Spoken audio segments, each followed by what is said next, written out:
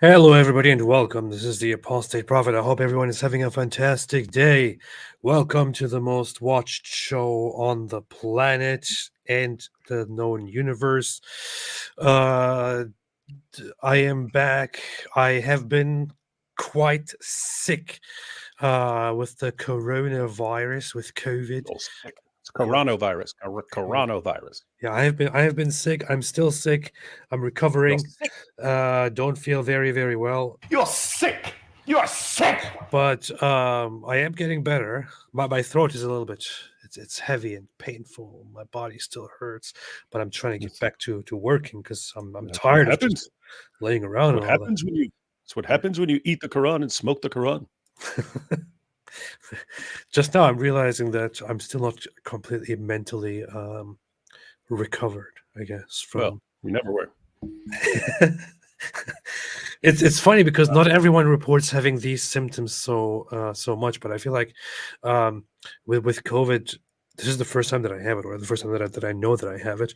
But the whole mental thing, like the whole confusion and everything feels a little bit strange, has been there all along with me. And yeah, yeah, that's that. Or maybe it's just all the drugs that I'm doing. I don't know, like the Mm-hmm. meth, cocaine, everything. I don't know. Maybe I should just quit that. David, how you doing? Hey, what's up? Good, good, good. How What's you up? doing? Good, good. I'm doing very, very So, well. Yeah. How are you doing? you tore up a Quran 3.5 years ago, Yeah. and here you are. Learned your lesson yet? I yeah. Apparently, I don't know. Apparently, I shouldn't be doing this. Like, Ooh, see, that's why you got COVID. shouldn't be doing this. If I do this, then I get sick, and then You people just say, did that, and you got Allah punished you with COVID preemptively. yeah, You're sick. You are sick. yeah. So anyway, today I don't know why I'm looking so blurry. I shouldn't be so blurry here. You're What's not blurry from where I'm looking, I'm so blurry from where I'm. it's probably your vision, from COVID. So you're seeing blurry and thinking that you're blurry. No, I'm pretty sure I'm blurry. Wait a minute. No, I'm pretty sure I'm blurry. It's blurry. So, Yeah, no one cares. I care. How about that? I care. Today we have while I was sick, I was expecting Israel to take a break from fighting Hamas while I was sick, but unfortunately they didn't. Apparently they don't care, so they kept fighting. And today we That's weird. received news of Israel starting the new year by killing one of the Hamas leaders. So that happened earlier today, which is very, very, very, very nice. And it's also funny because people keep complaining like, why are they not precise, precision targeting? Why are they not doing surgical strikes against Hamas? How about that? They're scared. They can't do it. You see. And now that they actually took out a Hamas leader in Lebanon, the same people are now angry about that and say murderers. How dare they? Uh, good stuff. Yeah, I have to say, because we've talked many times, and lots of people have pointed out how the leaders of Hamas, they stay in other places, but yeah, I strongly suspect a lot of those Hamas leaders, wherever they are gonna start dying at random times. I Inshallah, think that's going to happen. I think that's going to happen. I think that they're going to be dying. they are going to be dying. Inshallah. So that's going to be good. That's going to be good. So today we want to actually look at this conversation, this interview here. I think you watched it, right? Did you watch it? Mia No, Shim's no. story I about what. saw there was that initial clip that came out, and then yeah, I saw like a clip or two on Twitter, but I haven't watched the whole thing. Why stuttering? Yeah, I haven't watched it either. I was kind of waiting for I was kind of waiting for the show to watch it together, so I haven't really watched it. I have to say, I was just going to say, I'm sure we've both seen over and over again when she was still in Hamas captivity and she was saying how well she was being treated. See, then she was speaking the truth. But after she was released, and she started saying they're all terrorists, well, then she's lying.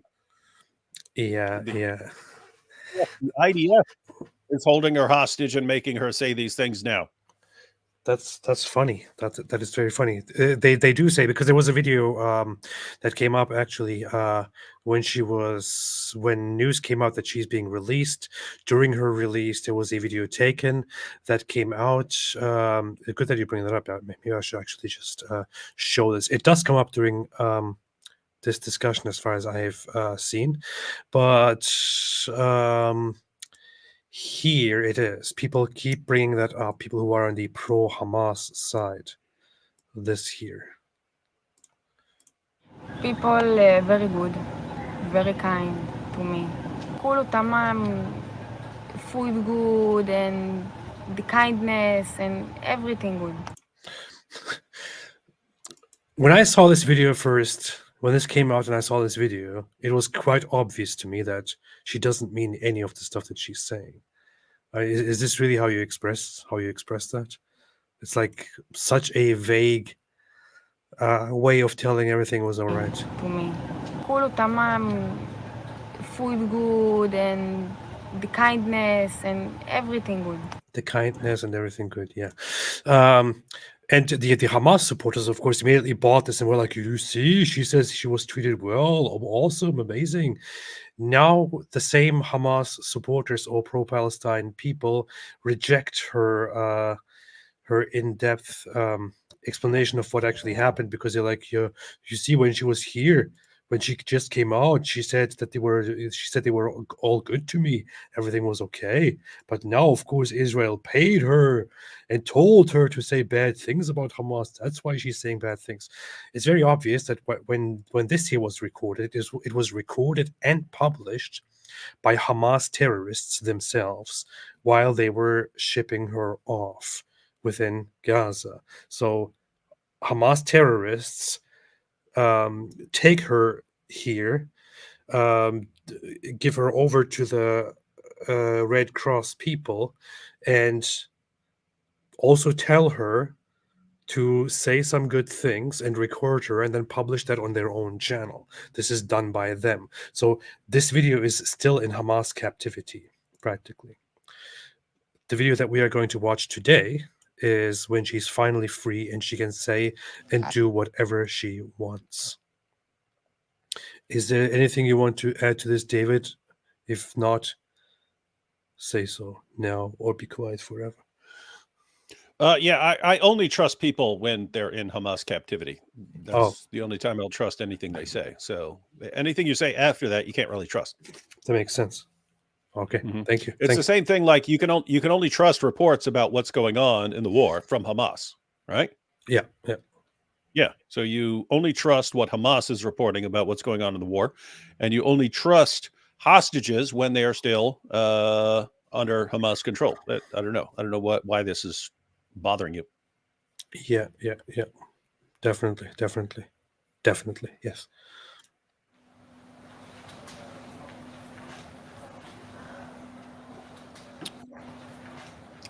למה החלטת להתראיין? כי... Wait, we have to read this? Yes, it's not in English. I just saw her speak English in the Hamas video. Go ahead. היה לי חשוב לשקף את המצב What if someone's just listening to this audio-wise? They're not going to know what's going on. Should I read everything out loud? No. Situation. Don't do that. It's very annoying, unfortunately. So why are you giving this interview? Because it's important to expose what actually happened. What? No. I mean, we can do it. We can do it as a little play. You could read the interviewer's comments, and I'll read. No, we're not doing that. Okay. Fine. If I wanted to read, I would read a book. But go ahead. So the first thing here is why are you doing this interview? And she expresses that it's very important for her to expose what actually happened. And from here on, we shall see what she's going to tell us. Somebody just gifted a bunch of memberships in the chat. Apparently, this has become a thing now. This is very nice. Thank you. Who was that? Pudicini gifted 20 Apostle Prophet membership. Thank you so much, Pudicini. Very, very nice. The famous opera singer Pudicini. Very, very nice. Very nice. He's the fourth tenor. Very nice. Very nice. This leads to the expansion of our cult. Deborah Anderson also just became a member of the channel. That's fantastic. Thank you so much. Anyway, let's continue. האמיתי על אנשים שחיים בעזה, מי הם באמת. She wants to tell the truth about the people in Gaza and who they are and what she went through. Here is the thing. This is translated as I suffered a Holocaust. עברתי שואה. It's basically just in Hebrew they call the Holocaust a Shoah, which just means a calamity, a disaster, something really bad. So it doesn't necessarily mean Holocaust. And I saw some people take issue with the fact that it was translated this way. And some people say it shouldn't be Holocaust, it should just be calamity or disaster or chaos, while others say it's quite all right. I don't know personally what to think about this, but yeah. It's a Shoah means disaster, but is also the common term in Hebrew used for the Holocaust.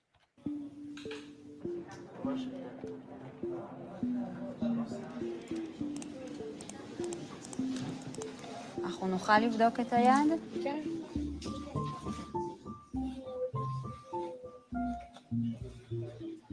אני קצת שכחת. אני יכולה להתעלף. אל תתעלפי. תעשי. לא, אסור להתעלף, זה אומר שזה כואב לך. That's her mom. זה לא רק כאב, זה גם בראש. That was from a bullet, wasn't it? Yeah, she was shot or something. She was shot on the spot on her arm by a terrorist. I think she explains that in a bit. What is that? What is that on her other arm? Those tattoos, or is it the part of it looks like tattoos? Tattoos. Those yeah. tattoos? Okay. Tattoos. לא רוצה לדעת. תראי ביום שישי. חודש חלף מאז שחזרה הביתה, אחרי 55 ימים בעזה, ועכשיו מי השם חוזרת איתנו באומץ לרגעים המצלקים בשבי, מהנקודה שבה הכל התחיל. אני ואליה, החבר הכי טוב שלי, זכרונו לברכה, יצאנו לנובה. מהרגע הראשון שבאתי לשם, הייתה לי תחושת מורקה כזאת. לא הצלחתי ליהנות.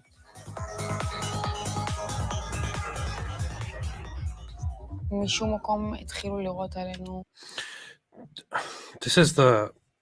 There is this footage that you probably have seen before, where they are partying at the festival, and then you can see these things appear in the sky. The Hamas terrorists approaching with the... Oh, are those the gliders there? Yeah. Oh, I'd never seen. I don't recall seeing any of that. I saw everyone like posting it as a meme and stuff like that. But yeah, there is a footage of one of these videos where you can see that. There is not much more to the footage, I think, after this. I don't know. מחבלים לרצוח שם אנשים, ואני ואליה היינו הראשונים, בין הראשונים שכאילו יצאו משם. נכנסנו לאוטו, היה לחץ מטורף, אני נהגתי. פתאום אליה צועק לי, מי היורים? אני לוחצת על הגז כדי, את יודעת, לעקוף אותם. Wow, so she very early escapes with her friend. They get into a car, they start driving. They get shot at by the Hamas terrorists, and she just tries to go faster to escape. Can you imagine being in a situation you're actually surrounded by actual terrorists left and right, shooting at you, a regular person, and you're just trying to escape in a vehicle? We actually talked to a survivor a few days ago. I have it on a recording, which I still need to edit and Yeah, what the heck is publish. wrong with you? Yeah, I still need to publish that. But yeah, lots of people experienced that. Yeah, these dudes, man, if I lived anywhere around there, I'd be in the market for a bulletproof car. You know what I mean? Yeah, yeah. You could actually buy a bulletproof car that looks like a regular car. Mhm. That would be a good idea. Yeah. עד שירו לנו בגלגלים, והאוטו סטה ימינה ונעצר. עבר טנדר כזה, עם מלא מלא מחבלים חמאסניקים. אחד החמאסניקים מסתכל עליי, וירה לי ביד. היד פשוט יצא לי מהמקום. Ooh, so What? they shoot the tires, the car stops. Hamas guys come in a pickup truck. The guy, the terrorist, looks at her and shoots her in the arm. So yeah, it's not even. It's not even like in crossfire or in an attempt to stop her or anything. Just he sees her and shoots her in the arm. Well, she means it got totally detached. What? Her arm? Doesn't look totally detached. וירה לי ביד. היד פשוט יצא לי מהמקום. And I don't spelled know out. what what she means. I don't know what she means by that. It's I kind of think she might mean that she couldn't feel it anymore or something like that. I don't know. Oh yeah, she could mean that. That's one. But when I was trying to make sense of it, because it obviously doesn't make sense that her arm got totally detached. I'm thinking maybe she means the bullet went all the way through and so didn't get stuck in there. I don't know. Or maybe she means dislocated. I don't know. That's true. Dislocated. Yeah. So we got a couple possibilities here. איבדתי מלא דם. הרמתי אותה מהרצפה, החזקתי אותה. Whoa. והמשכתי, כאילו, נשארתי על הרצפה. What the heck? She said she picked up her arm from the floor. I know we have Hebrew speakers, lots of them here in the chat.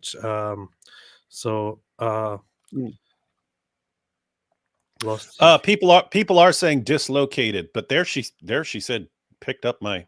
A bunch of people are saying dislocated. So what I'm gathering is that it was like on the ground. It wasn't functioning because I didn't. I mean, as far as I'm aware, it wasn't blown off, right? Yeah, doesn't look like it. I mean, it's possible. I would doubt that they actually reattached a severed arm. So yeah, probably dislocated. And as far as her, maybe like she's on the ground and her arm is just dangling and useless or something like that. I don't know. Yeah. יריות ורכבים סוטים ימינה, שמאלה, כאילו חריקות של הרכבים, צרחות של נשים, של גברים. חיכיתי שיסתיים הטבח. פתאום היה שקט. ראיתי שמגיע מחבל, רואה את אליה, מגיע אליו עם נשק, אומר לו קום, קושר לו את הידיים, ולוקח אותו. הם עשו שם וידואי הריגה. כאילו מי שהיה נראה חי, היו דופקים לו כדור בראש. אז העמדת פני מתה. כן. Okay, this is a scene where they're just trying to kill everyone and checking who's still alive and then killing them. This is an interesting thing. When we looked at the interrogation footages, right, from Hamas, you could hear them say different things. Some of them would say, we just made sure to kill whoever was there. We killed whoever we encountered. Whoever was alive, we made sure to shoot them and kill them. And you can also see that on footage. And with others, they said, we killed the men and kidnapped the others, or we just tried to kidnap as many people as possible. I'm not entirely sure how they planned it, if these Hamas terrorists had a specific plan on exactly who to kill and who to kidnap, or where to kill people and where to kidnap them. But it looks like different terrorists just did different things on their own accord, because there's not much organization in their terrorist cell. I don't know, but in the end, she survived, right? And she was taken back as a captive. So not sure how that happened. רואה את אליה, מגיע אליו עם נשק, אומר לו קום, קושר לו את הידיים, ולוקח אותו. הם עשו שם וידואי הריגה. כאילו מי שהיה נראה חי, היו דופקים לו כדור בראש. אז העמדת פני מתה. כן. האוטו של אליה התפוצץ, נשרף. קלטתי שהאש מתחילה לסגור עליי. Oh, that sucks. She's playing dead, but the fire is spreading. Yeah. So you can't just sit there and play dead. Dang. Yeah. כאילו, כל האזור נשרף. חיפשתי פרצה אם יש לי לאן ללכת, אבל לא היה לי. פתאום ראיתי על הכביש איזה בחור מטייל לו בין הרכבים השרופים. צעקתי לו, הצילו, ואז הוא אמר לי, תעלי. מחבל. לא יודעת. Oh, jeez. She sees a guy, says help. He says come, and it turns out it's a terrorist. Also, lots of the terrorists that were there didn't actually have any uniform on. They just had regular clothes on. חשבתי שזה ישראלי. קיוויתי שזה ישראלי. ואז הוא אמר לי, תעלי. זו הייתה החלטה של רגע כזה, אם להישאר, להצטרף פה למוות, או ללכת איתו. ואני אומרת לעצמי בראש טוב, אני לא רוצה למות. רוצה לחיות. אז הלכתי איתו. אני מגיעה, מחזיקה את Yeah, not knowing who's who. That sucks, but it reminded me of Anders Breivik. So Breivik, he actually spent a while making a perfect replica of a police counterterrorism uniform. And then he goes to that island with all those teenagers at the camp, and he starts gunning them down, but he's dressed like a police officer. So they realize someone's attacking them, but he's showing up to these various places on the island where they're hiding, and he's dressed like a police officer saying, it's okay to come out now. They come out and he guns those guys down, and then he goes off to the next place. Anyway, yeah, it kind of sucks when you don't know who's who. Yeah. That's really messed up. Ari Wasserman gifted 10 memberships. Thank you so much. Very, very nice of you. Very kind of you. This is how we will grow and take over the world. התחיל לגעת בי. Oh, well. So she doesn't want to burn to death. She eventually decides to go to the terrorist to stay alive, because that's what you do. Maybe there is hope. Maybe I don't know, I'll get out of this somehow. And then מגיעה, מחזיקה את היד, he התחיל לגעת בי. starts touching me.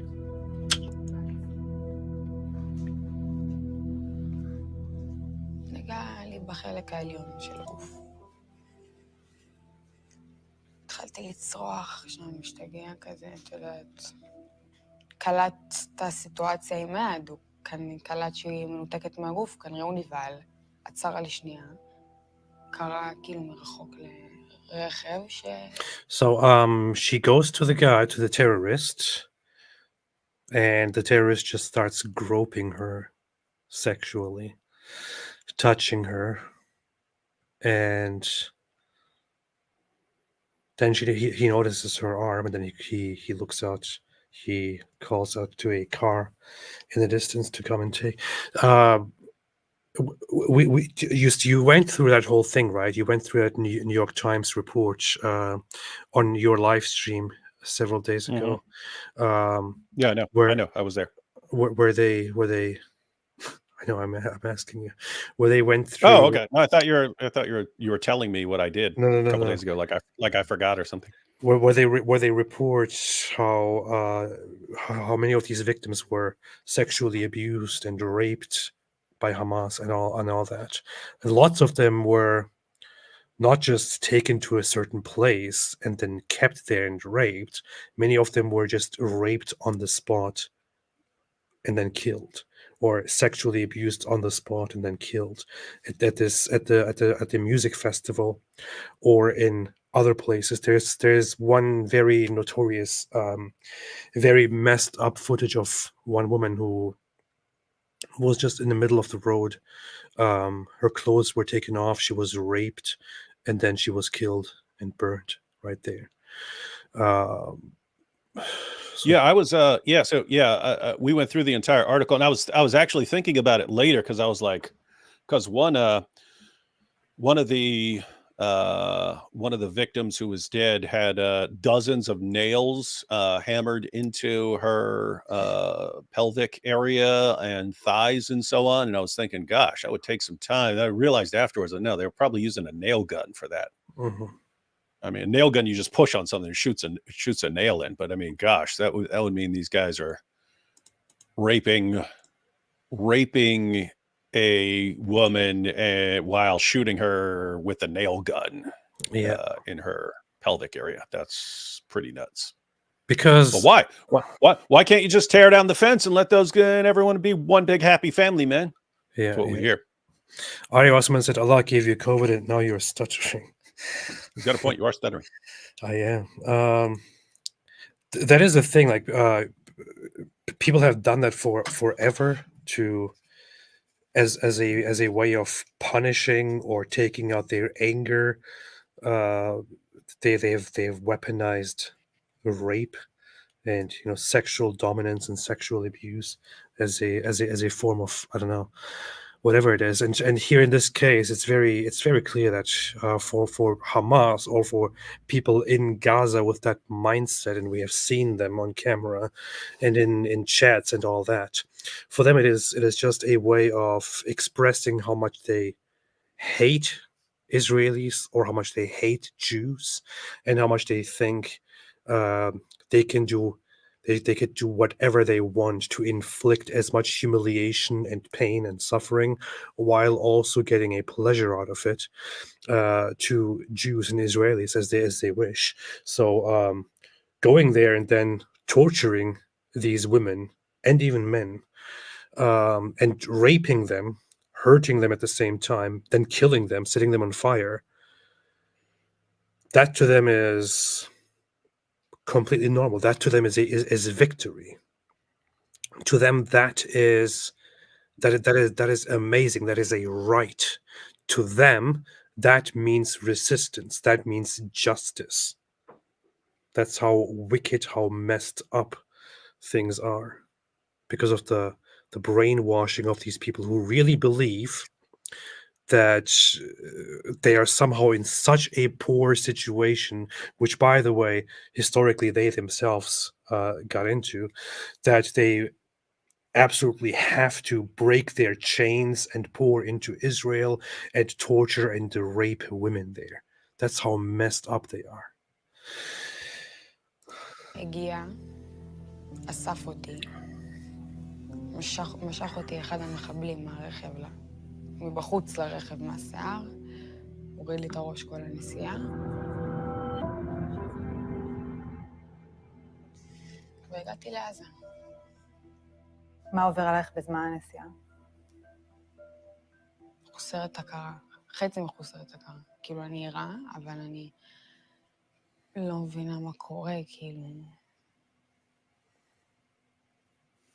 אני רק אמרתי על עצמי שאני לא רוצה למות.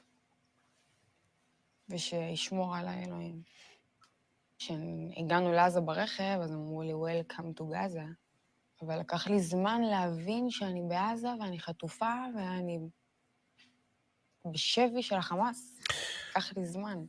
זרקו אותי באיזה חדר חשוך, מתחו לי את היד.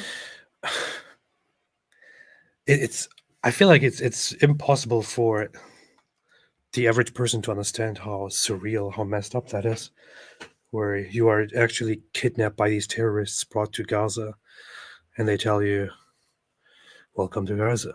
And you are now there, not knowing what in the world is going to happen to you. Man. Yeah, that would suck. You Yeah. know, a minute ago you were talking about the mentality of these guys Uh-huh. and how screwed up they are. But it reminded me of prison. There was this dude once. He actually stopped a rape. An inmate was going to rape a counselor, so he was going into the room with a counselor. And there's a big open room that's between two, I don't know what to call them, dorms or something like that. But there's a big open room that you can't goof off in, but the office is off of that.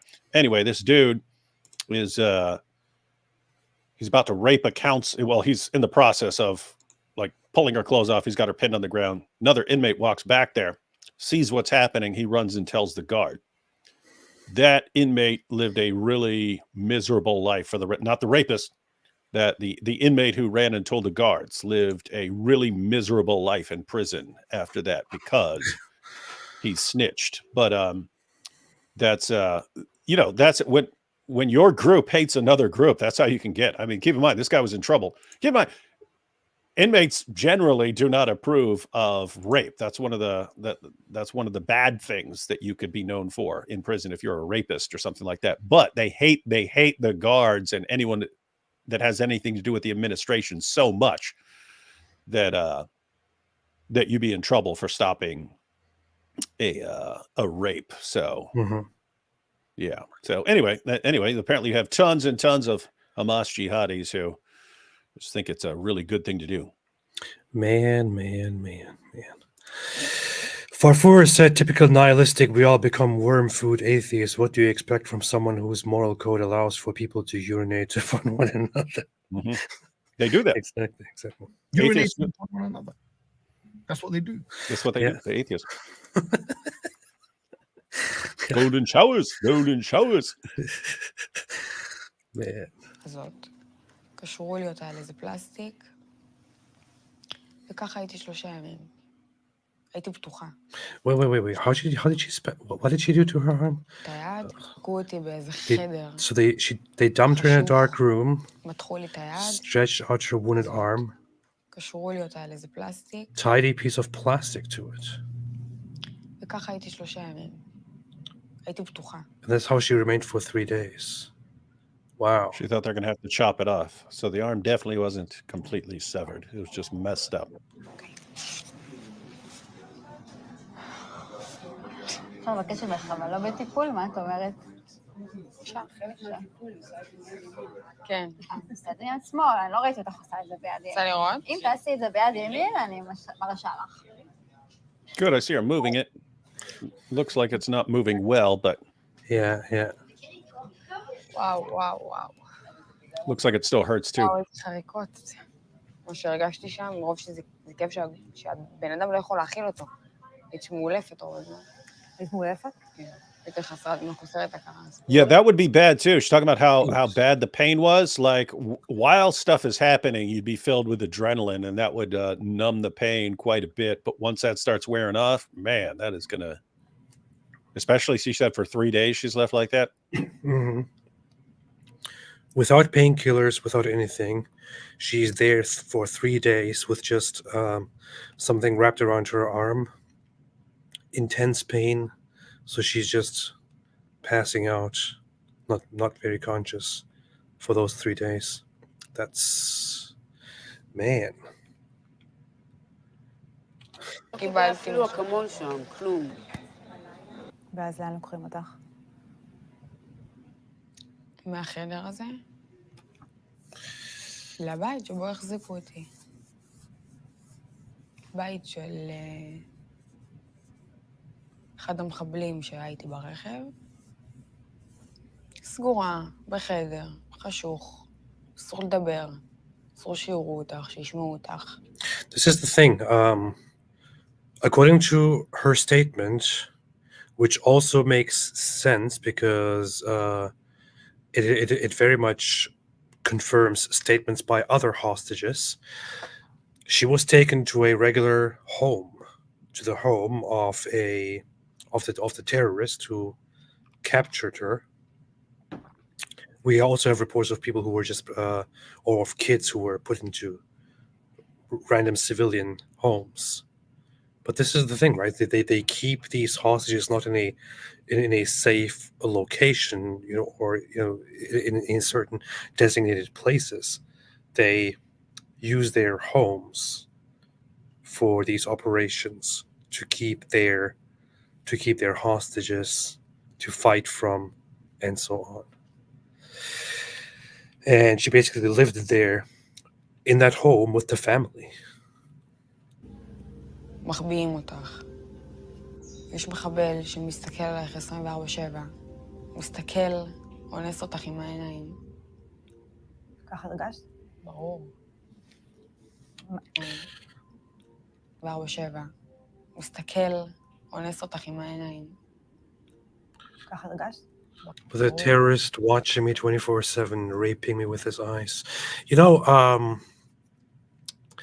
When I was on Twitter several days ago, I saw some Muslims deny that she was mistreated and say things like, "Oh, look at this! Now she's making up stories, and she's talking about how she only escaped rape because of this and this." And somebody then actually mentioned, "Oh, and by the way, look at this. She says she was raped. That the guy raped her with his eyes, whatever that means." And then they laughed. It's like a bunch of likes, and I'm thinking, like, have you guys never heard of this? And my other thought was,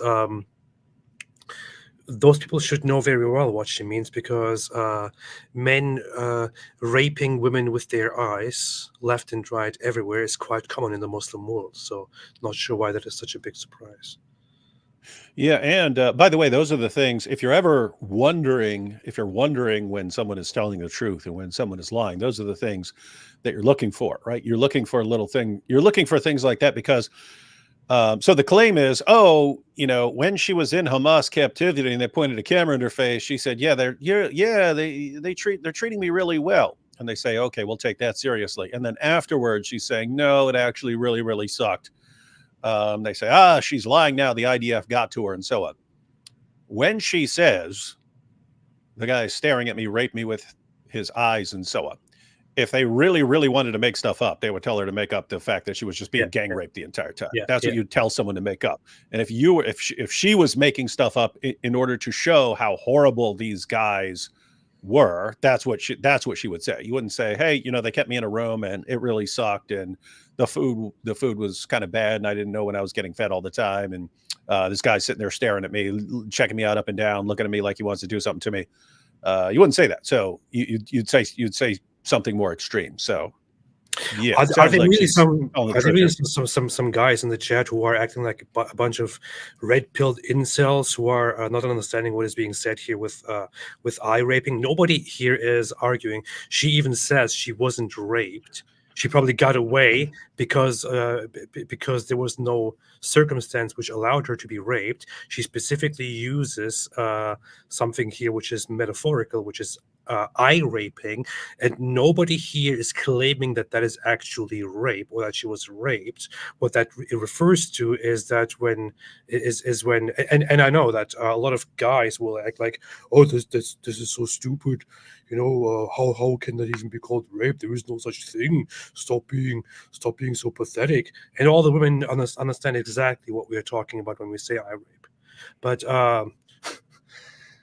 what is meant, and I know this very well because I lived, after living in Germany, in Turkey, where this is very common.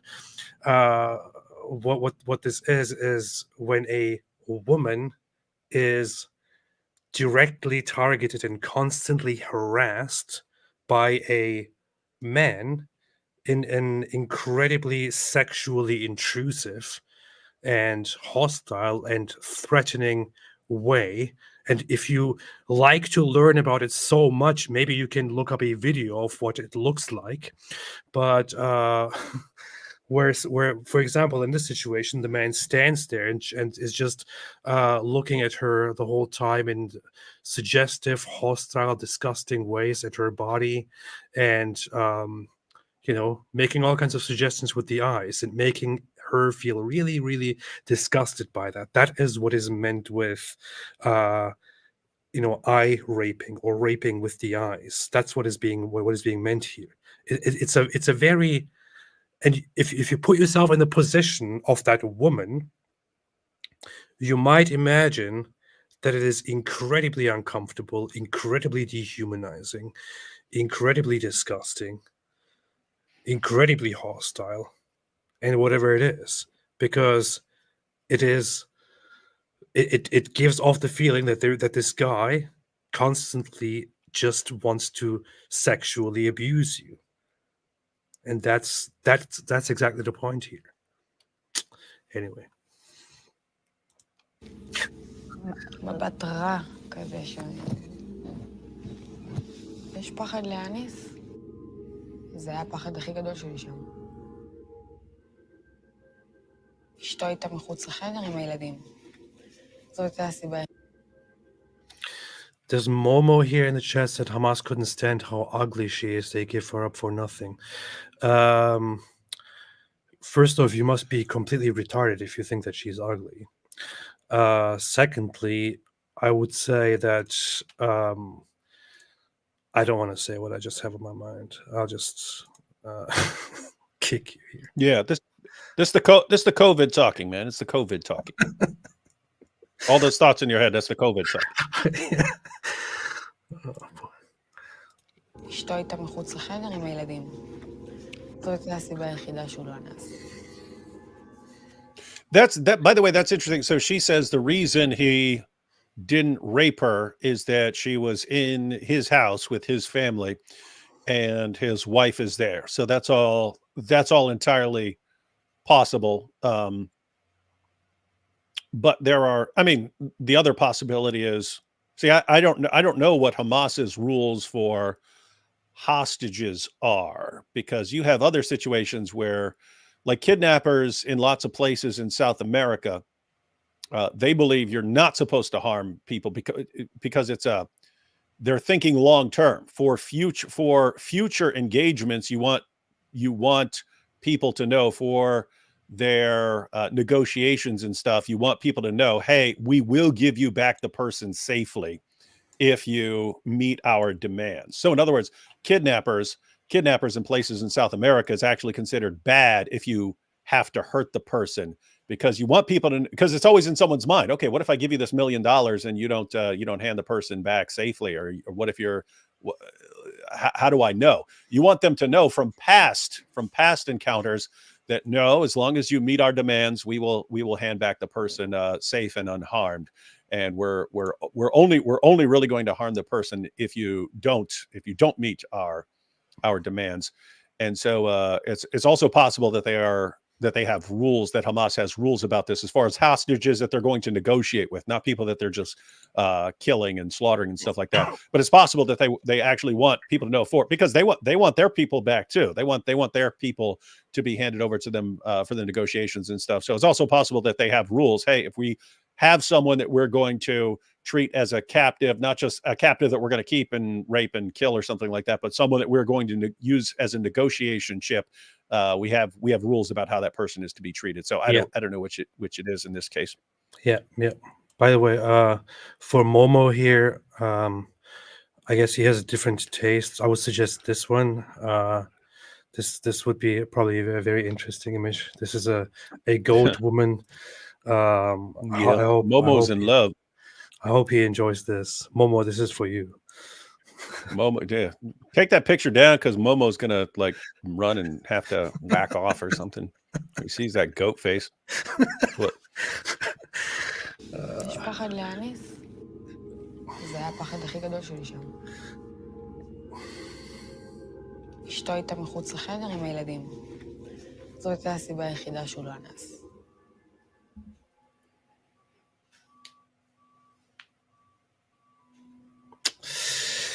Yeah. אחרי 3 ימים שהיד שלי קשורה לפלסטיק, הוא בא אליי, המחבל הזה, ששמר עליי, מלביש אותי, אומר לי קומי, מלביש אותי בתת חיג'אב, נקאב, ולוקחים אותי לבית חולים, מכניסים אותי לחדר ניתוח. את לא מבינה מה קורה, את לא מבינה כלום. הרדימו אותי, פתאום אני מתעוררת אחרי הניתוח, אני קולטת יד חבושה עם ברזלים, וכזה פתח פה ברגל. כנראה סיסים. יום אחרי הניתוח, צילמו את הסרטון. אני מי השם? Oh, that makes sense. Oh, it was the day after that they recorded this? Yeah. So I guess they take her and get her arm fixed, and then they shoot a video of her. They of course specifically choose who they want to shoot a video of and publish, and make sure that they treat her arm before they do that. That's why they do it. Otherwise, why would they care? בת 21 משוהם. כרגע אני נמצאת בעזה. אמרו לי להגיד איך קוראים לי, את השם של אבא שלי, שנפצעתי ביד, ושדואגים ומטפלים בי. דואגים לי, מטפלים בי, נותנים לי תרופות, הכל בסדר. אתה עושה מה שאומרים לך. מפחדת למות. This is so the way she explains what happened there. They operated on her arm, then she's taken to they shoot a video of her, tell her to say specific things. My arm was injured. They're giving me medication, they're taking care of me, and so on. All of this is quite clear, but even at that point, when that video was published, you had people saying, look, one of the hostages, we have a video of her, and she looks all right. She says she's being taken care of. You see, this is the beauty of Hamas. Resistance fighters, they would never mistreat the captives, and so on. These are the amounts of disgusting propaganda that these people actually fall for and spread. Puccini gifted 20 more memberships. I think this is Puccini gifted 60 memberships in total today, as far as I can see here. Is that right? That's pretty interesting. Pretty nice. Or maybe it's just 40, or it's 60. I don't know. Pretty nice. Pretty cool. Pretty much appreciated. Very, very nice. המשפחה שלך בבית שתצפה בזה? חברים שלך? כן. וזאת הסיבה ששמרתי שם על איזה חוזק ולא בכיתי שם, למרות שהייתי חנוכה. אבל ידעתי שאמא שלי הולכת לראות את הסרטון. אני רק מבקשת שיחזירו אותי הביתה כמה שיותר מהר, למשפחה שלי, להורים שלי, לאחים שלי. באמת לבכות ולהתפרק, כאילו פאקינג בשבי של החמאס עושה סרטון. אסור לך לבכות. כאילו, אם את בוכה, מאיימים לשלוח אותך למנהרות. אז את מתאפקת לא לבכות? כי אסור לך לבכות? זו שאת מתאפקת, את מכניסה לעצמך לראש, אל תשכחי שאת חטופה, את בשבי של החמאס, וזה האויבים שלך, ותשארי חזקה. עד עכשיו אני בסוג של מנגנון כזה של הישרדות, אז קשה לי מאוד להוציא רגשות. She was there for 2 months. She was Hamas captive for 2 months. Had to really adjust to those circumstances of not showing her emotions, staying strong, doing whatever she's told. It's really hard to get out of that mood right now, still, as she says. But I read that she said she was threatened with being sent to the tunnels if she misbehaves. I'm not sure if she will go further into that again. She just mentioned that very briefly here. Let's see. מיה מודעת לעובדה שחמאס משתמש בסרטון הזה לצורכי תעמולה, ומבינה שמצבה לא מעניין באמת את מי שמטפל בה. ברגע שהוא קיבע את המצלמה, פשוט יצא מהחדר, סגר את הדלת, כאילו אותו רופא שחובש לי את היד, וזהו. היה לה לי ציוד רפואי, קצת מים סטרילים, תחבושות. אני החלפתי לעצמי כל השבי תחבושות. Okay. לעצמי את הפצעים. You catch all that? Yeah. So the doctor originally fixed her, I mean, sort of operated on her arm and the shrapnel that was in her leg or whatever, and then left her with gauze and stuff, except when they're filming this video saying that she's getting good medical treatment. Then he comes in, they record a video of her, I mean, of him changing the gauze and stuff, and she says after that he left and I had to do stuff on my own. Yeah, so they just did that for the camera, just for propaganda reasons. The rest of the time she had to do all of those things herself. And the guy was, by the way, a veterinarian. He wasn't even a doctor trained for that. Well, he's a veterinarian because he's probably the guy who does the goat births of Oh yeah, that makes sense. He probably takes care of all the goats that belong to the Hamas terrorists, the goat wives. תרפיה. מצאתי לעצמי את היד. אמרו לי. אמרו לך? היד כזאת נפוחה. לבנה וקרה כזאת. אתה יודע, התחלתי לשחק איתה, להזרים את הדם. אני לא איזה רופאה, לא למדתי את זה, אין לי מושג. אבל ההיגיון אומר לך, כאילו, אתה יודעת. זה לא מובן מאליו, כי את מבינה That's the thing. She needs to take care of her own thing. Just act like she's the doctor. She's her own doctor. שזה לא כל אחד היה מתפקד ככה, אני חושבת. ועוד כשיש כאבי תופת. אני רציתי את היד שלי. דרך אגב, שבוע אחרי ראיתי את אמא שלי במסיבת עיתונאים. כאילו, הטלוויזיה בבית, וזה שידורים שחוזרים על עצמם כל הזמן באל-ג'זירה. There you have it. Hamas watches Al Jazeera. Yeah. It's very obvious. There is a thing, right? They were probably watching Arabic Al Jazeera. Arabic Al Jazeera is very different from English Al Jazeera. The English language Al Jazeera is specifically in content and direction altered in such a way that it appeals to the global audiences, and that it's a little bit less biased. Less biased the way it is right now. But the Arabic speaking, Al Jazeera in the Arabic language is incredibly terrible. It's like in the English language report about the very same thing, they will say it is reported that the Israeli Defense Forces have captured this and this and that.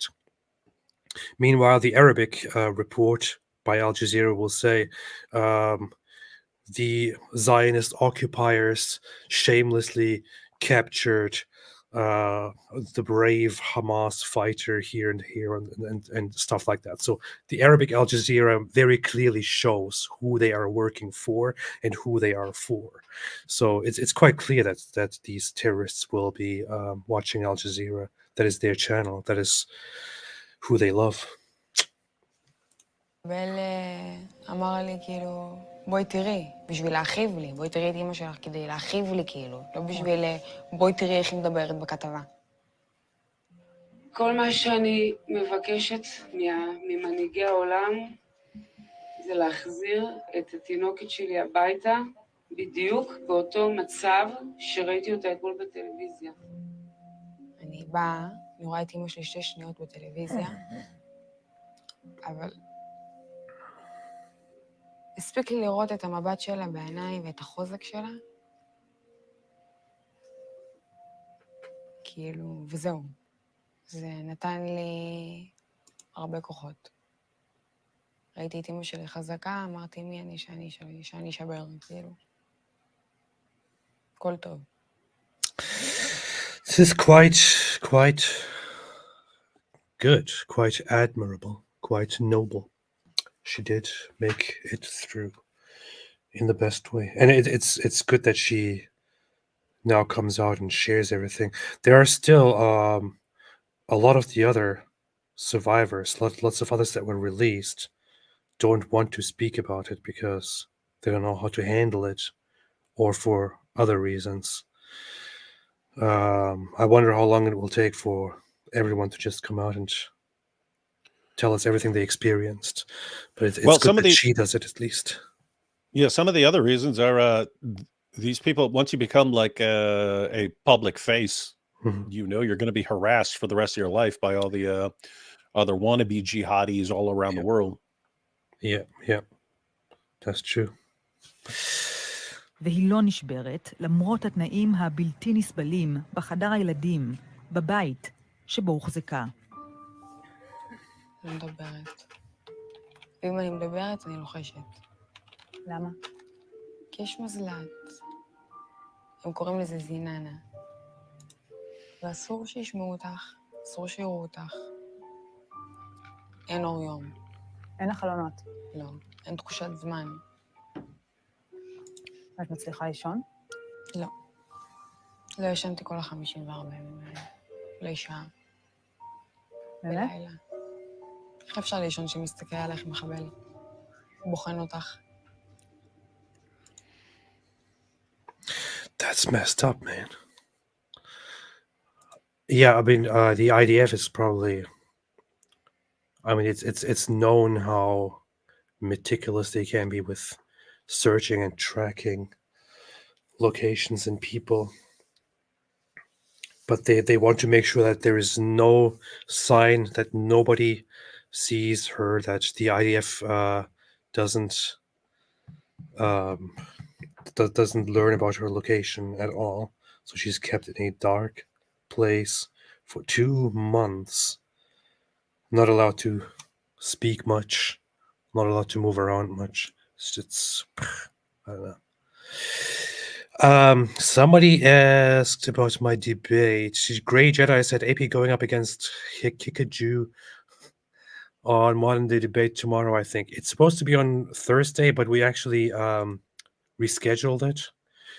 It is going to take place on the 16th in 2 weeks. I specifically wanted to reschedule it because I'm sick. I'm still recovering. I didn't really have time to prepare, and I want to prepare better for that stuff. So I said, hey, let's move it to the 16th, and we agreed to that. I will update everyone on that in a bit. מבחינת הטיפול, צרכים בסיסיים עכשיו, אמא שלך איתך, כל הזמן מטפלת בך, דואגת לך, מקלחת אותך, איך את מסתדרת שם? קודם כל, לא התקלחתי. כל Dang. 2 months? She didn't shower in 2 months. 55 ימים. לא. לא קיבלתי תרופה. So just like every Hamas member. Oh God. They also never shower. They had her living like Hamas, man. Yeah. That's terrible. תרופות, משככי כאבים. את אוכלת? שם? לפעמים. מה זה אומר? אשתו שנאה את העובדה שאני והוא באותו חדר. היא שנאה את זה. אז היא הייתה משחקת איתי. פעם... His wife hated the fact that he shared the room with her. She was really, really upset about that, which is understandable because his wife is probably a goat, and Yeah. she is a human, and there's obviously, like, for Hamas to be staying with a human as opposed to a goat, what they usually do. Yeah, goat wives get jealous of humans. Understandable. כאילו, את יודעת, היא הייתה מביאה לנו ארוחות. הייתה מביאה לו, ולי לא הייתה מביאה. כשהייתה נכנסת לחדר, בא לך איזה חיבוק כזה, מאישה לאישה כזה, חיבוק של להתפרק, כאילו, זה מה שיש לך שם. והיא הייתה כל כך רעה, כאילו, היה לה עיניים כל כך רעות, והיא הייתה כזאת שרה, שפשוט הייתי בולעת את הסיטואציה, אומרת לעצמי, זה מה יש, תתמודדי, תכף את חוזרת. יום, יומיים, 3 ימים לא הייתי אוכלת. אתה משחקת איתי, אתה מדברת עליי, איתו, את יודעת, כל מיני אמירות כאלה של השיער שלה לא אמיתי, אז יש לה, את יודעת, בערבית. והבנת את זה? כן. You also have to take into consideration that the population in Gaza really hates Jews and hates Israelis. And yeah, so somebody can deny that, and we all know it's true. Especially if it's a Hamas member and a Hamas family, that's going to be a given. So there is no amount of compassion, no amount of kindness or friendship to be found there. נוצרה לך איזה מערכת יחסים עם החוטף? כן. פחדתי להיאנס, מאוד. זה הפחד הכי גדול שלי. פחדתי שיקרה איזה משהו פתאום. אז את יודעת, התחברתי אליו בקטע חברי. התחיל באיזשהו שלב לדבר איתי על הבעיות שלו עם אשתו. כמו מה למשל הוא אמר לך? שהוא לא אוהב אותה.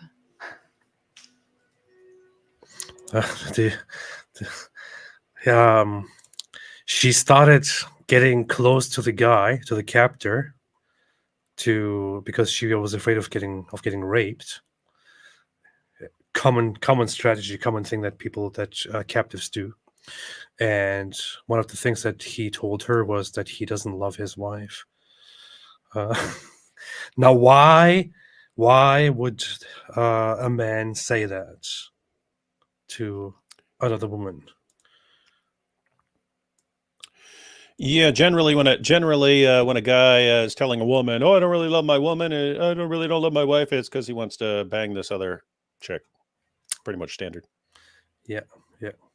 And why would a man who has a goat as a wife tell a human woman, "I don't really like my wife"?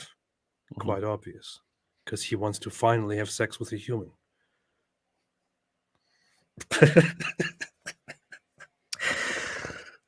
But he never got to. It was back to the goat for him. Has to hump the goat again. Typical Hamas. לא אוהב אותה.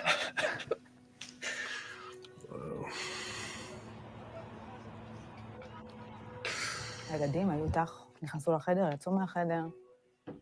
פגשתי את הילדים שלו, כאילו, אתם לא נכנסים. Met his children. לחדר, להסתכל עליי, כאילו אני איזה חיה, שמלטפים אותה. Daddy, can I see the hostage again? הילד שלו נכנס לחדר, עם שקית ממתקים, מביא לאבא כזה, פותח את השקית וזה, בא לידי, פותח את השקית, Dang. רואה אותה, Savage. כאילו, אתה יודע, רוע טהור. אין שם אזרחים תמימים. זה משפחות תחת החמאס. There you go. זה ילדים שמהרגע שהם יוצאים לאוויר העולם, מחנכים אותם שישראל זה פלסטין, פשוט לשנוא את היהודים. Wow, okay. I think this is one of the most important things here to take away. Lots of people who know about this, who know about the conflict here, who know about the politics at play, who know about how these children are raised and so on, know this and often say this, but this is very important. So the child comes in, the child comes with a bag of candy, gives some to the father, then goes to her, opens it, and then just leaves. And she says, this is just how it is. There are no innocent civilians. They are all raised under Hamas. All they learn is to simply say Israel is Palestine and they hate the Jews. That's how it is. רוע טהור. אין שם אזרחים תמימים. זה משפחות תחת החמאס. זה ילדים שמהרגע שהם יוצאים לאוויר העולם, מחנכים אותם שישראל זה פלסטין, פשוט לשנוא את היהודים. And how do Yeah, you handle such a that's situation? important. Yeah. Yeah, that's important to know for all the people who are who say things like, "Oh, you know, when you ask the people shouting from the river to the sea, Palestine will be free." There are people who know what that means, and there are a bunch of morons who have no clue what it means. But if you ask the morons who have no clue what it means, what do you mean? They'll say things like, they should just all live together. Like those who aren't actually calling for genocide against Jews, they just have no clue what the slogan means. They're saying, hey, you know, everyone could just live together there. And then you say, well, what about all the, you know, Hamas? You look at how they treated the women when they did their terrorist attack, torturing and raping them. How do you what's your proposal for thinking that Hamas is going to get along peacefully with a bunch of Jews?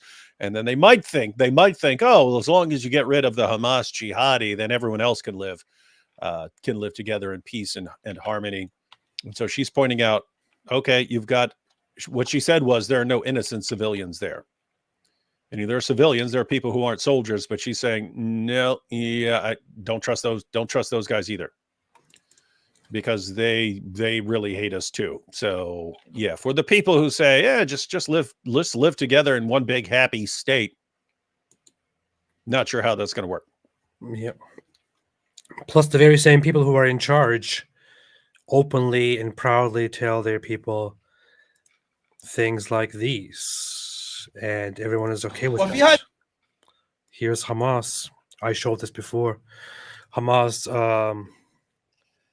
Al-Aqsa TV director, who is indoctrinating the youth, speaking to the public every now and then in Gaza, motivating them. Fatih Hamad. Here's what he said in 2018. في هذا اليوم وفي هذه التجليات بفضل الله سبحانه وتعالى لنتطلع إلى أمرين مهمين نحن قاب قوسين أو أدنى منهما. أولا هو تنظيف فلسطين من دنس اليهود واستئصالهم بإذن الله. So, two things to look forward to. One is, the first is the cleansing of Palestine, of the filth of the Jews, من دنس اليهود واستئصالهم and their uprooting from it, with the permission of Allah.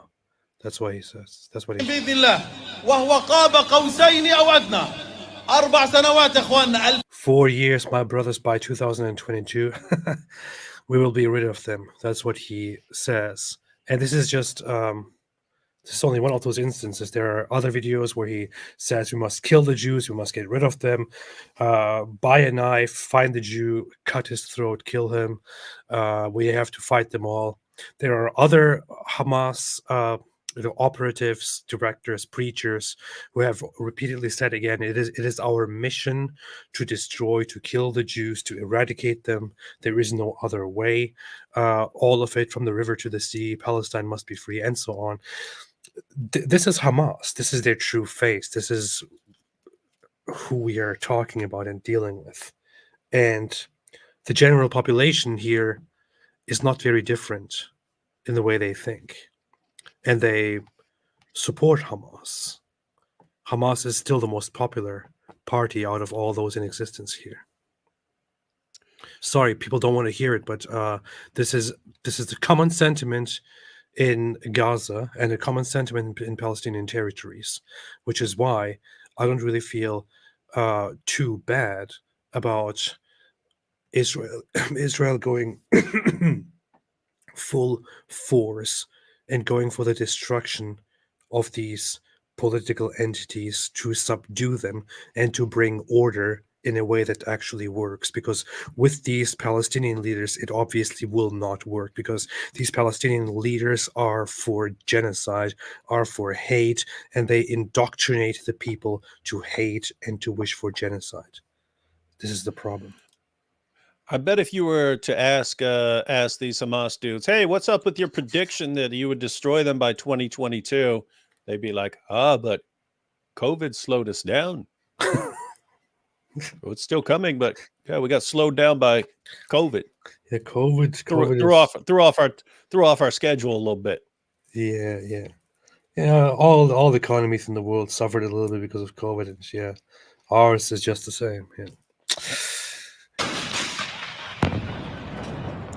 מיה סגורה בחדר, בחוץ מלחמה. שבועיים לפני הפסקת האש, צהל תוקף בעוצמה, גם בשכונה שבה היא מוחזקת. פשוט הפציצו את כל האזור שהייתי בו. Some idiot said showing old videos. That was 2018. Plus, what does it matter if it was published today or 5 years ago? When a Hamas leader who is still there says we will get rid of the Jews. Jeez. כאילו חלונות של הבית שהייתי בו נשברו עליי, הבית עף, כאילו עפתי מההדף, לא שמעתי את זה 3 ימים. אבל הבית נשאר עומד. אני יושבת, אומרת, שמע ישראל, אם לא מתתי בשביעי, אני לא מתה. שמחתי על הצבא. חשבת שאולי יבואו לחלץ אותך? You see, she said she trusted the IDF. You see, this is propaganda. חשבת שאולי יבואו לחלץ אותך? קיוויתי. היה לו חלון בחדר בשירותים, בחדר איפה שהייתי. וידעתי שהסרטון שלי התפרסם. ידעתי. ורואים בסרטון את הקעקועים על האצבעות, ואת הקעקוע ביד. עכשיו, הרי אסור לך לדבר, אסור שישמעו אותך, אבל היה כזה חלון של שלבים בשירותים שבחדר, הייתי כל פעם שהייתי נכנסת, הייתי מוציאה את היד, כאילו, ומקווה שרואים אותי, שרואים את זה, שמזהים אותי. כאילו, הייתי בטוחה. מוציאה את האצבעות מהחלון, ככה? כן. ניסיתי לעשות כל מיני... ניסיתי להציל את עצמי. הייתי מדברת לעצמי בעברית, אמרתי, אולי שומעים אותי. אולי יש האזנות. Wow. I don't know. Trying to send up smoke signals. Yeah. You just put your hope somewhere and I don't know. Wow, man. מה אמרת לעצמך? אלוהים, בבקשה תוציא אותי מפה, אלוהים, בבקשה, תוציא אותי מפה. מי השם פה? יש לך תחביבים? אני אוהבת לקעקע, לבשל, כל מה שקשור בידיים. צריכה את היד שלך. גם הצלחתי להרים את היד לבד. פעם ראשונה? לא, אני עובדת עליה. עוד לבד את יכולה? אני בשלנית. בשלנית? בישלתי יום שישי מעצמו. כן. אסף חתך לי, אני בישלתי. סירים על סירים. זה קוקלות, יואו. זה טבחה כזאת, זה הריפוי בעיסוק שלי.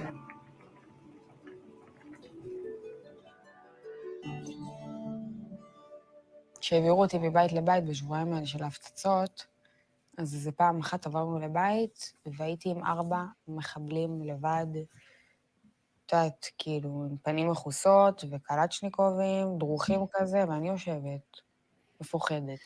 She was kept in a house with 4 terrorists and just her, all with their faces covered with AKs. Oh. שאלתי אותם אם הם רעבים. אמרו לי כן.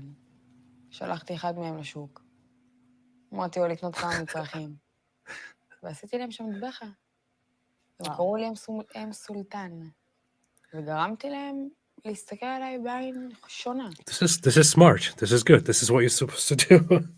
Very, very, very smart. Very smart. But I can't help but thinking, these guys are lucky this woman did not have access to poison or something like that, or they'd have fallen for it just like their prophet did. Oh, the captive we got. Oh, her arm messed up. Oh, she's offering to cook us dinner. Yay. Yeah. Hey, what happened to that box of rat poison we had around here? Where'd that go? I don't know. Let's just keep eating. Tastes a little weird. Yeah. But this is your best bet if you are kept as a hostage, to try to humanize yourself and try to make a connection to the captors, try to help them, try to make it, and this is where the whole it's also of course dangerous because you could start falling into their trap and getting I don't know, thinking that that they are actually good to you and all that, but this is a good thing to do, and it worked. לכבד אותי, את מבינה? מעריכים אישה שמבשלת, שמנקה. אז את יודעת, הם פרגנו.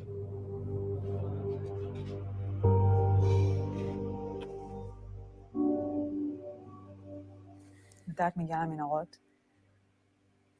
ב5 ימים האחרונים שלי, 5-4 ימים האחרונים שלי, לפני שחזרתי לארץ. קודם כל, ברגע שהורידו אותי למנהרות, הבנתי שאני... As far as I remember, there were some captives that were kept in the tunnels for most of their captivity, or who stayed in the tunnels pretty much the entire time. And she was lucky enough not to be one of those.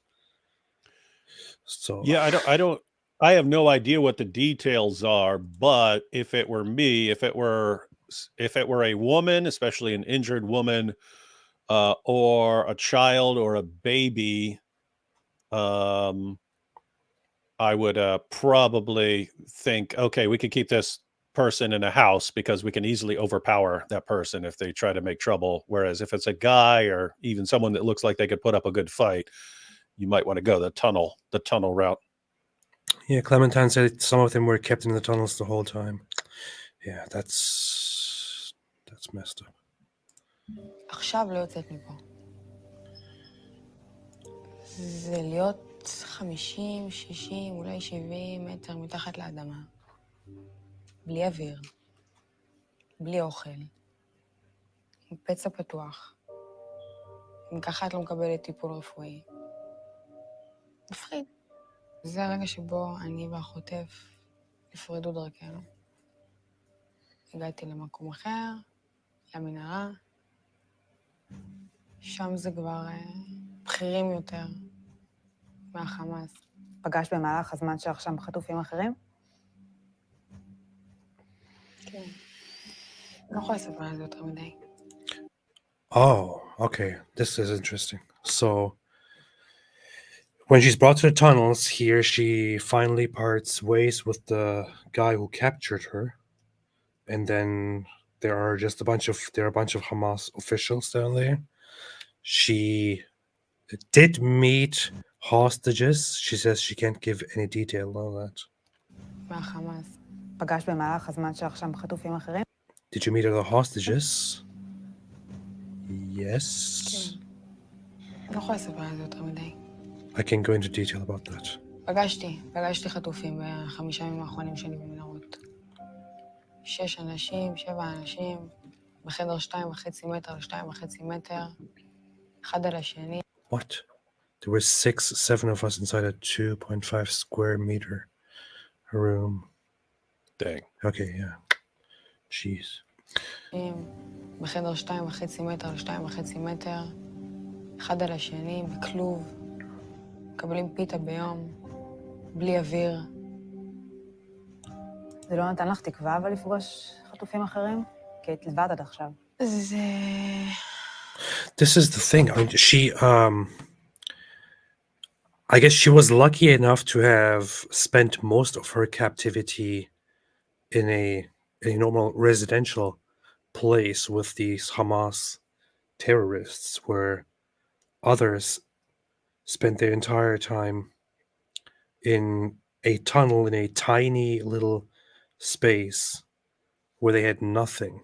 So I don't know, she's relatively lucky compared to the others, compared to some others. But so she says she can't go into detail on the hostages. I guess that is a security thing that she was told, probably by the government, and just for everyone's safety. מצד אחד,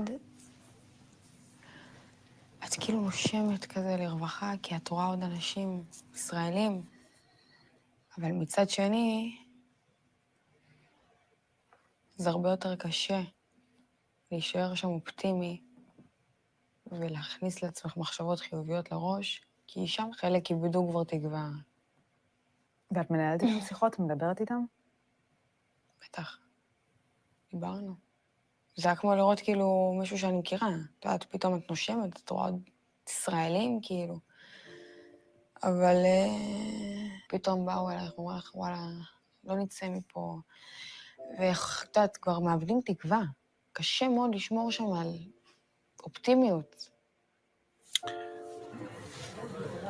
אין, כאילו כל השבי חלמתי איך היא עושה לי מראה, ומסתרקת לי לשיער באמבטיה, ומקלחת אותי, ואני יושבת איתה כזה, היה לי דמיונות מטורפים. There are there are also captives that were killed in captivity. Some were, I guess, under different circumstances, they were killed probably because they were disobedient, probably because they fought, they tried to escape. Some because they were injured and Hamas didn't want to take care of them any longer. But lots of them lost hope and would say, we will never get out of here. And of course, we have idiots out here saying, no, they're treated like kings there. Hamas is taking good care of them because they're just amazing. וכל מה שדמיינתי קרה. אני זימנתי את החזרה שלי הביתה. ואז מתי אומרים לך שאת יוצאת? 5 דקות לפני. אמרה לי, you, ישראל. עכשיו עשו לי את זה כל כך הרבה פעמים, את יודעת, כדי לשבור אותך נפשית, היו אומרים לי, you, tomorrow, ישראל. הייתי מחכה למחר, קמה בבוקר, מחכה כאילו שיקרה משהו. ואז הוא אמר לי, כמו גלעד שליט, שנה, שנתיים, 3. Gilad Shalit is an Israeli soldier who was taken captive, and I think he was kept for 4 years. He was taken hostage by Hamas. I don't know when was that, and he was kept for, was it 4 years? Was it even longer? I don't exactly remember. Hamas held him captive for over 5 years until his release on 18th of October 2011 as part of a prisoner exchange deal. Yeah, so he was taken hostage by Hamas in 2006 and was only given back in a hostage deal in 2011. He was kept there as a hostage for 5 years.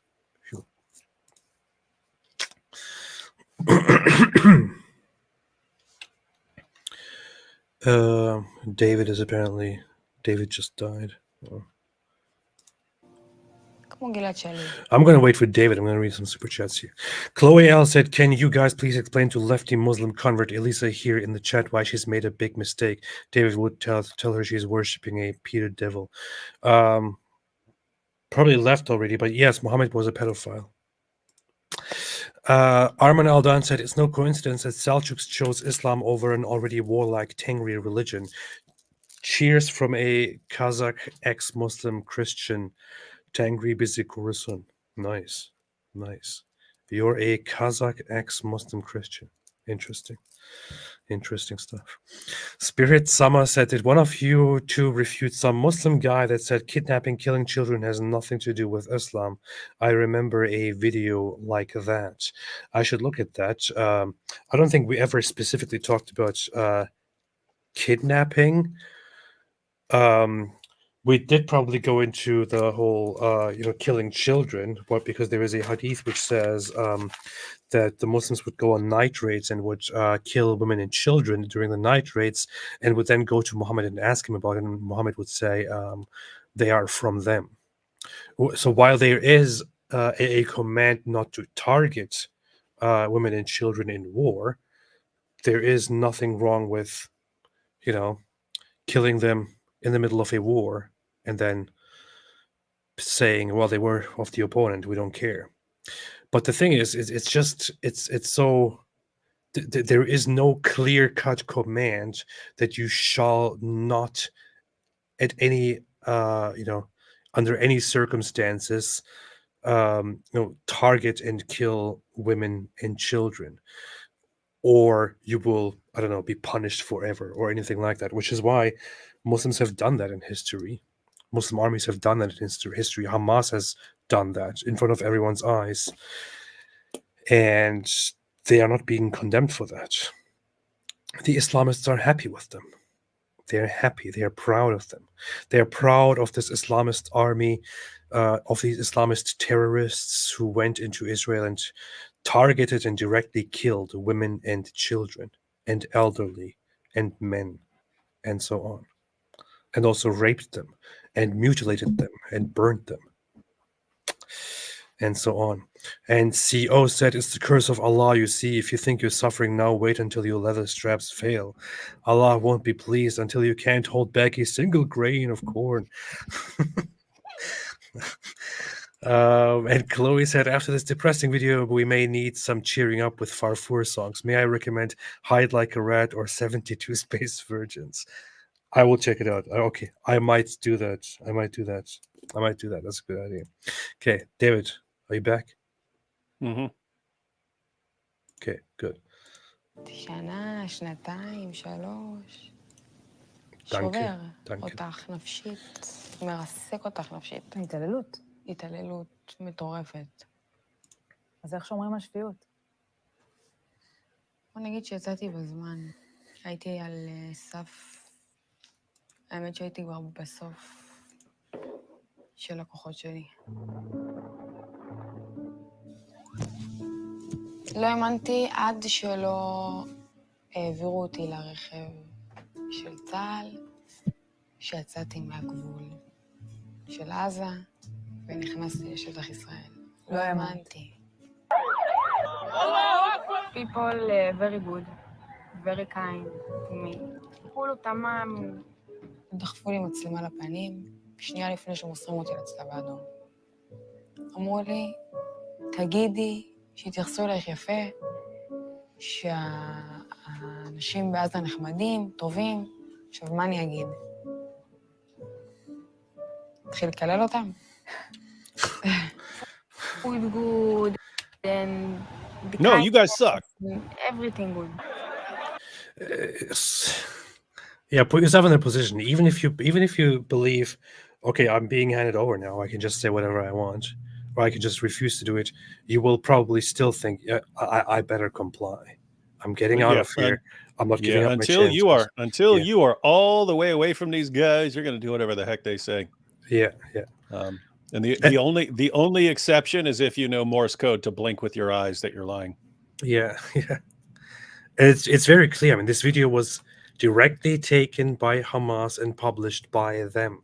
It first came out into the public on Hamas's own Telegram channel. That's where they published it. They took it and they published it.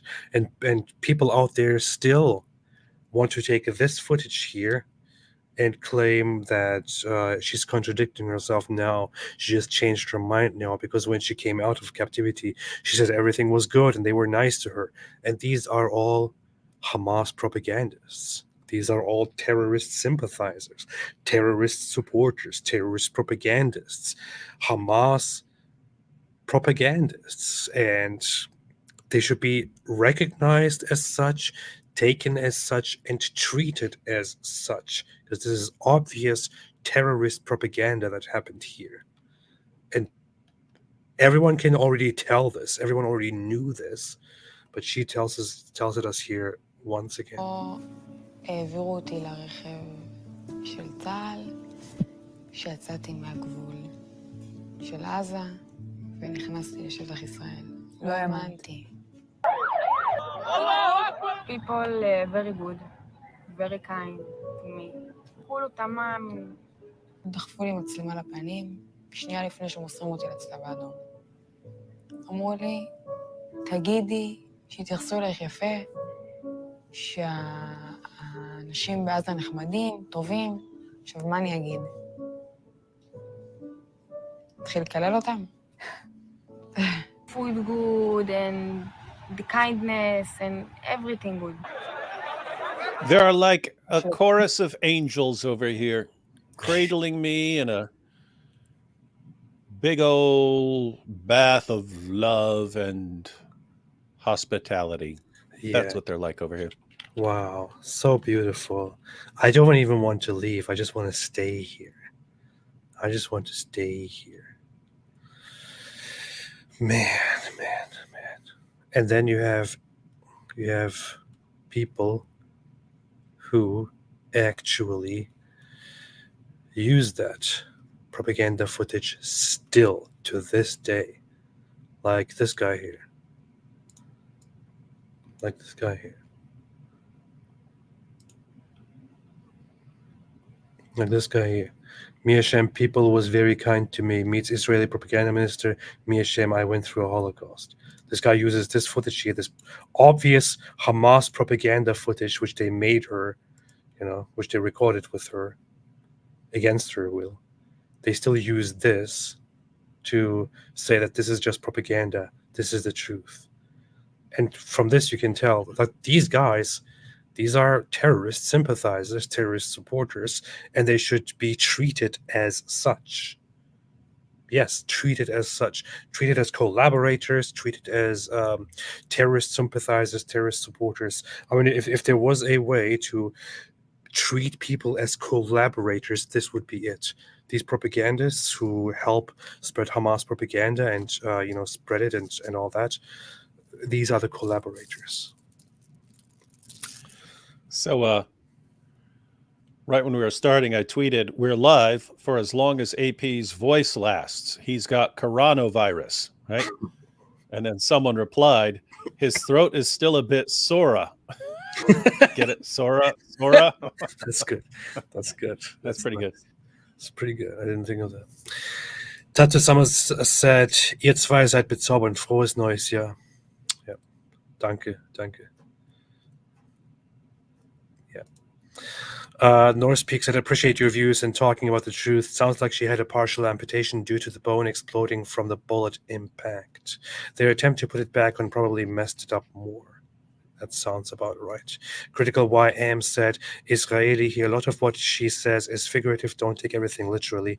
Translation messed up. Colloquial Hebrew is weird to foreigners. Yeah, that's what I thought, pretty much. Yeah, and I get that. And I was actually thinking that when we were watching it, because I remembered I snapped a tendon off my elbow once, and then like I tell people, and then all of a sudden, like from my elbow down, it was just hanging there like linguine. And so if you were to translate that literally, and then my arm was dangling like linguine and stuff like that, or my arm was like linguine, then I don't know. It might not translate well to people who don't talk like that. Yeah, but nothing compares to the eyes are the letter strap of the anus. That's clear in any language. Yeah. Fedor Mephitis said, glad to see you made Toba and Allah is granting you healing. I made dua and chose you over the cow. Also, my straps broke and my undies took the skid mark of the beast. Thanks, AP and David. This is a beautiful comment here. See, this is what we like to see. ומשאירים את האחרים שם. זה לא יוצא לי מהראש. עד עכשיו.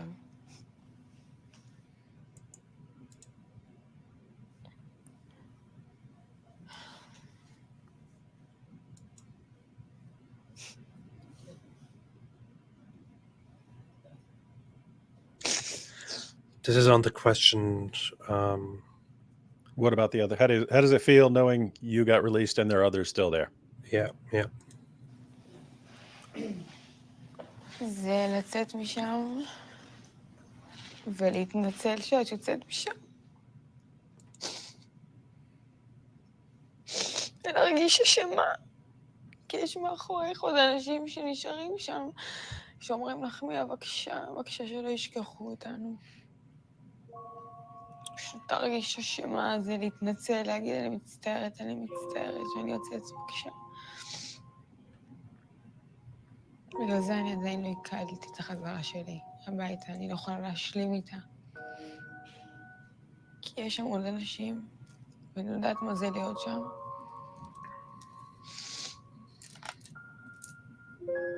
וזה כל היום בראש שלי. כל יום. זה לא עוזב אותי.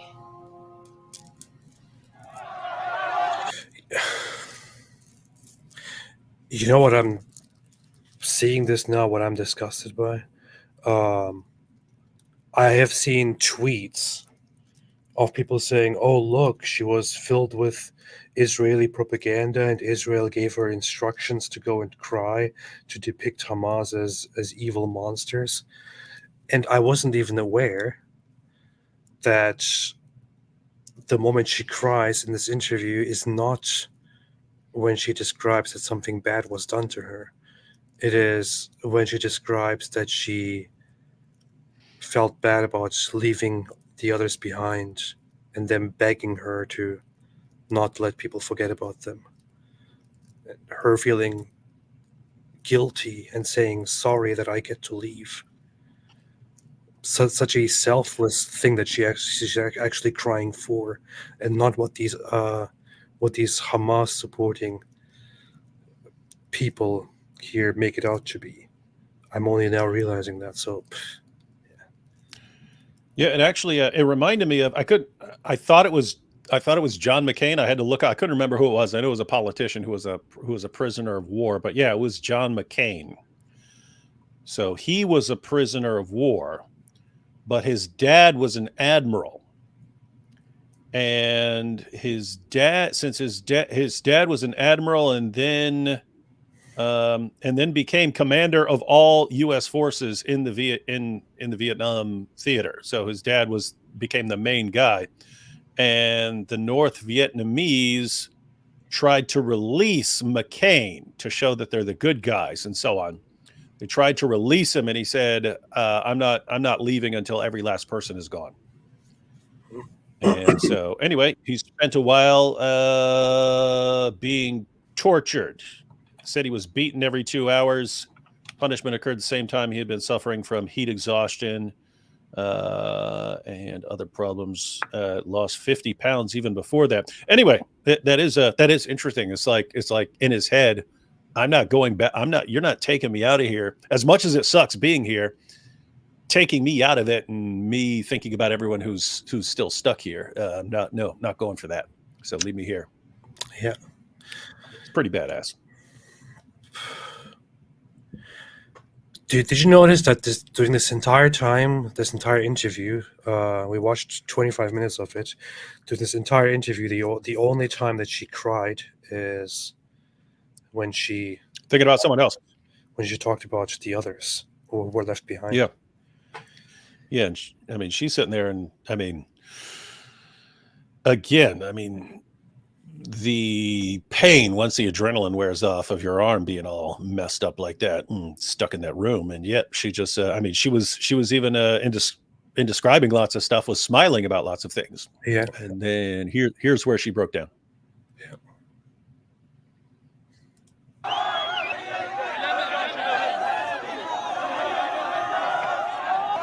Did you see that? Don't touch my arm.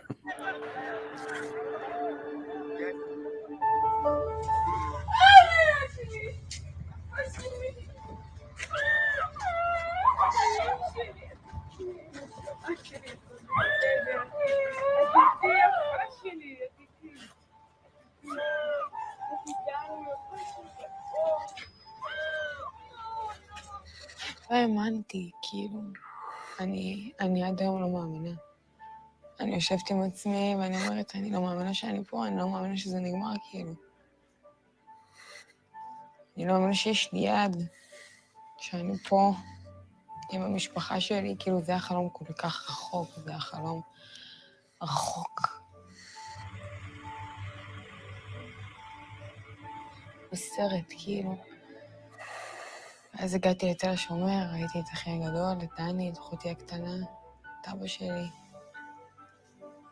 כאילו, זה קצת מלהיות במנהרה,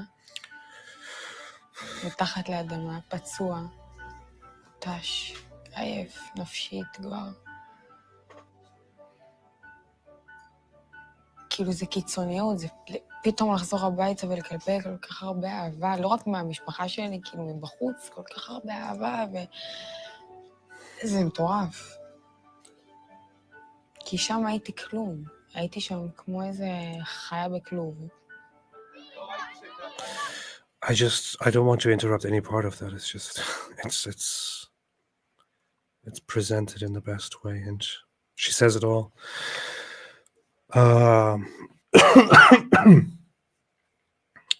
Yeah. I don't know, I'm kind of speechless right now. David, is there anything you want to say? No, not really. Okay. Man, yeah, I hope that all the others can also be released as soon as possible.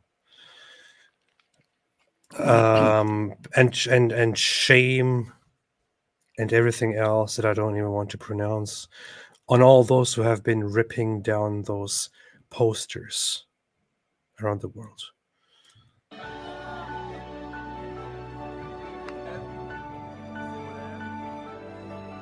ופתאום להגיע ולהיות הגיבורה והלוחמת.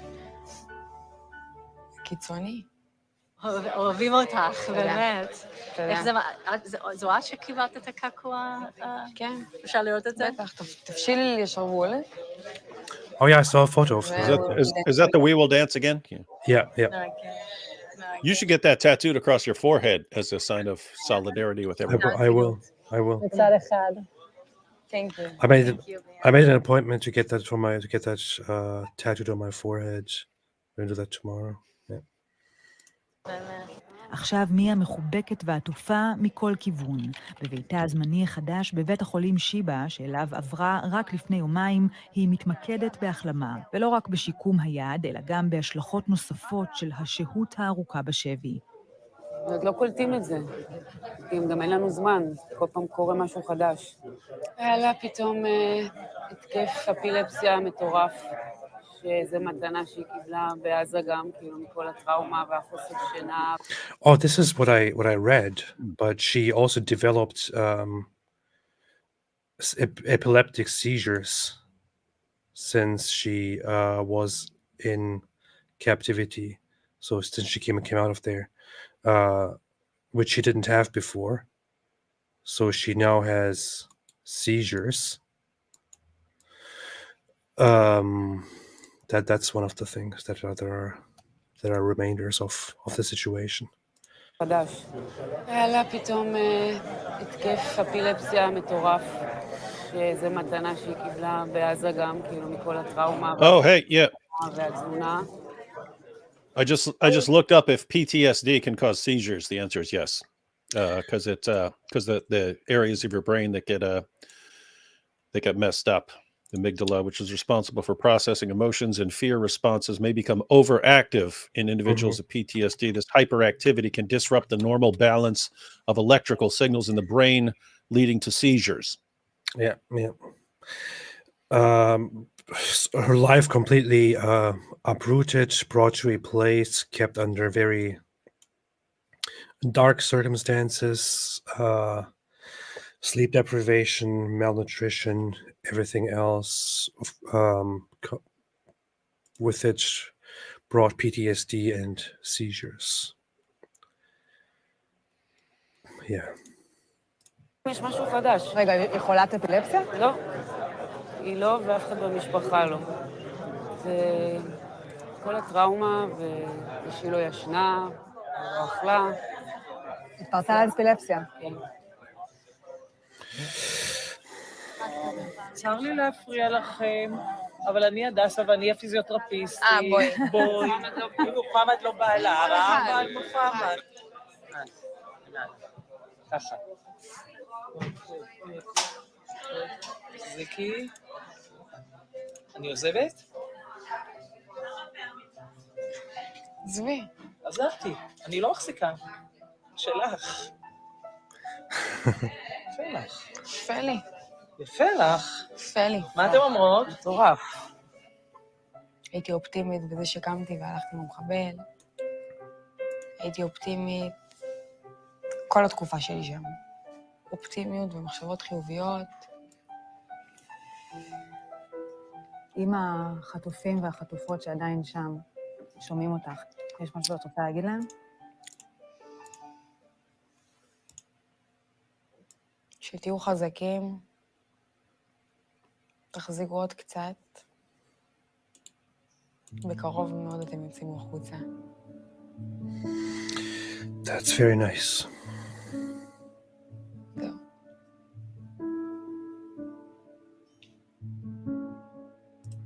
That's wow. Very touching, very nice, and I don't know, in comparison to all the stuff that you hear from these pro-terrorism people on how she is used or how she agreed to be a propagandist, you see the contrast in how they describe it and what this actually is. She talks about with the raw truth about things that happened without any exaggeration, without any exaggerated themes. The only time she actually cries is when she talks about those who were left behind and the guilt of getting out of there while others are still left behind. So she's using her tears not with, to gain sympathy or to explain how she was horribly mistreated by these Hamas terrorists, but rather just when she remembers the others who are still held there. So very noble compared to these terrorists and what they describe. I don't know. Yeah, terrorists suck. Yeah, I guess so. I don't know. This is inspiring. I'm impressed. I'm very happy that she's free, and I hope that this can be an inspiration for others as well. Hope the others can be freed as well. David, what are your thoughts on this? Yeah, thinking about those remaining hostages.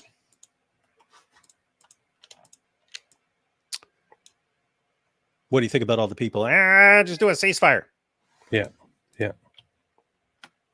I saw this. So here you can see that. I guess she has this tattoo. We will dance again. 7/10/23. For those who don't get it, the date is written the other way around in different parts of the world. Here again, we will dance again. 7/10/23. That's like the opposite of that Wham song. Remember that one? I'm never gonna dance again. Guilty feet have got no rhythm. That should be the song of the terrorists. Isn't that song by that guy? What's that guy's name? I don't even know. George Michael. That was with Wham. That's George Michael, man. Oh, okay, yeah, okay, yeah, okay. I didn't know that those are the same thing. Never gonna dance again. Guilty feet have got terrorist feet have got no rhythm. Yeah. All right.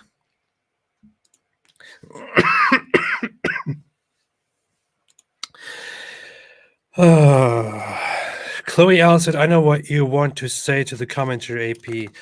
I say it at the end of my hide like a rat video as a text box in the final part of it. Despicable. I'll get to that. Okay, I'll get to that. Obey said he shot her and then touched her. Don't play semantics, sir. It's disgusting. Yeah. Christian Gangster says she isn't ugly at all, just the age of her grandmother for a bunch of these sickos. Great grandmother. Yeah. Keep in mind, guys, we always have to think about new people who aren't familiar with what we talk about here, and they're like, what? Were you saying she's old? No, guys, we're referring to people like Daniel Hakikachu who think that if a girl gets precocious puberty, you can have sex with a 3-year-old and so on. So following that reasoning, someone who's 12, 15 or something, these are old enough to be grandmothers and great grandmothers, according to our jihadi friends. It reminds me of this tweet that I made yesterday. Like sometimes I tweet some really important, informative stuff that I feel like I hope this spreads far and wide and nobody really pays attention. And then I tweet something as random as this, and it's like it goes viral, which is it says Yemen publicly execute child rapists, and I said, so if Muhammad was alive today, would they execute him too? And this has No, like because he had 2 million views. no, because he had parental consent, and you'd be Yeah. like, but that's still rape as far as the girl's concerned. And Farida would be like, no, how can it be rape if there's parental consent? Yeah, yeah, As long as the dad says, yeah, you can go bang that girl, the girl has to keep her mouth shut. yeah, yeah. A lot of winners. We're dealing with some real winners here, AP. Alhamdulillah. Alhamdulillah. Franklin said, did you see Aaron Mutte's tweet? One of the victim's sisters said her sister wasn't raped. He's demanding New York Times retract the story. I didn't see his tweet. I see that he tweets a bunch of dumb stuff. Haven't checked it out, no.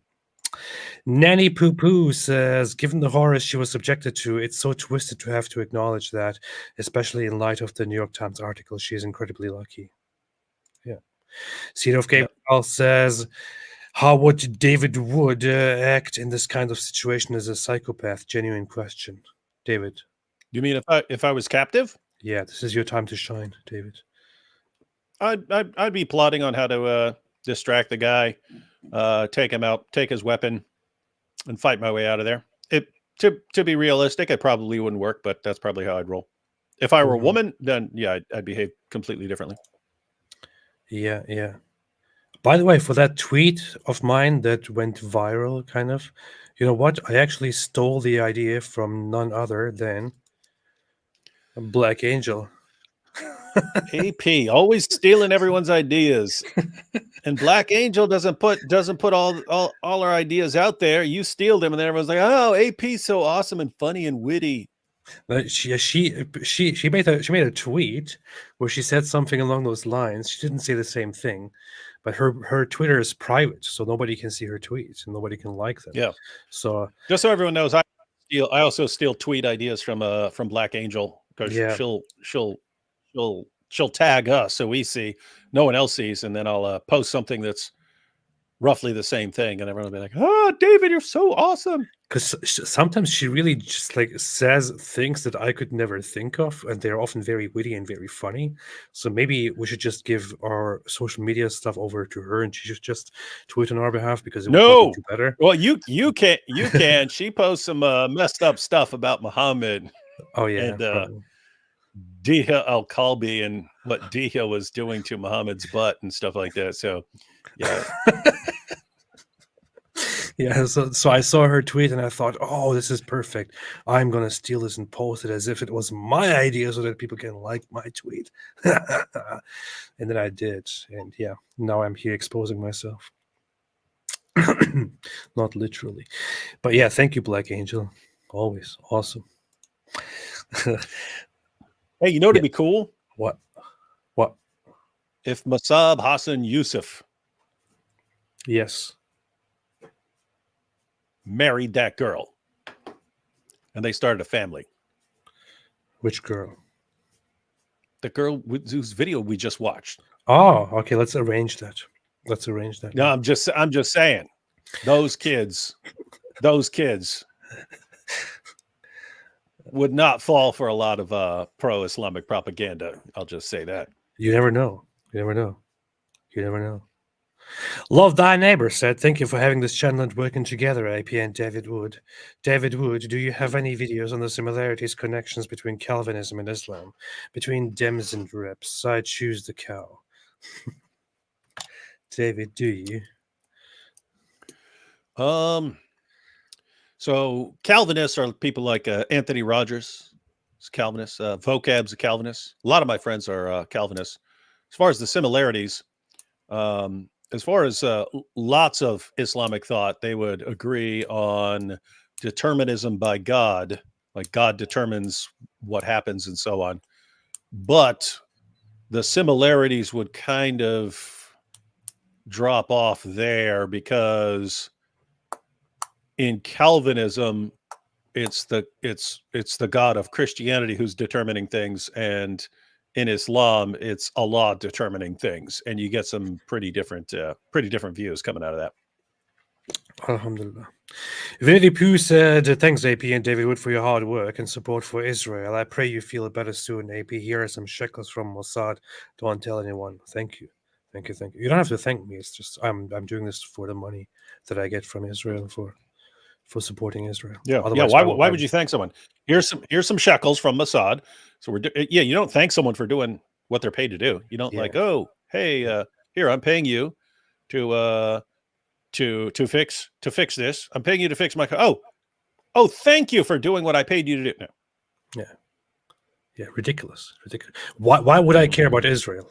I'm doing this because they pay me. Otherwise, yeah, he's an atheist. Why would he care about anything? Why would I care about anything at all?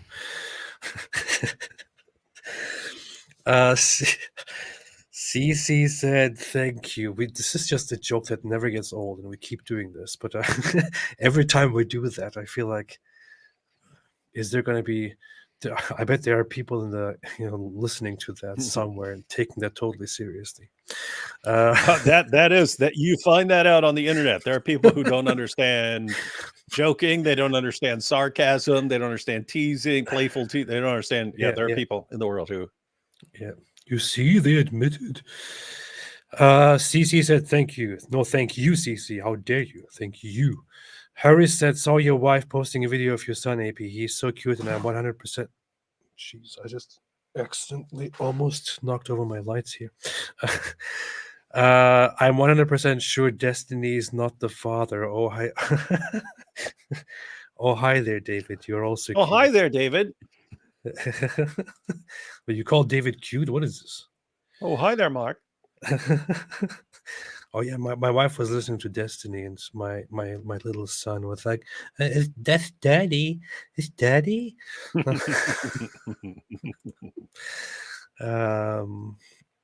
Because he hears me on the phone sometimes. Crossed Elect Ambassador said, "Hey David, would God Almighty rewarded you a lot. I love you so much, brother. You inspired me to start my own channel to talk about my experience with Islam." That's good. That's good. Do it. I don't know why I did this whole accent. Yeah, I'm just realizing now that this is from Canada.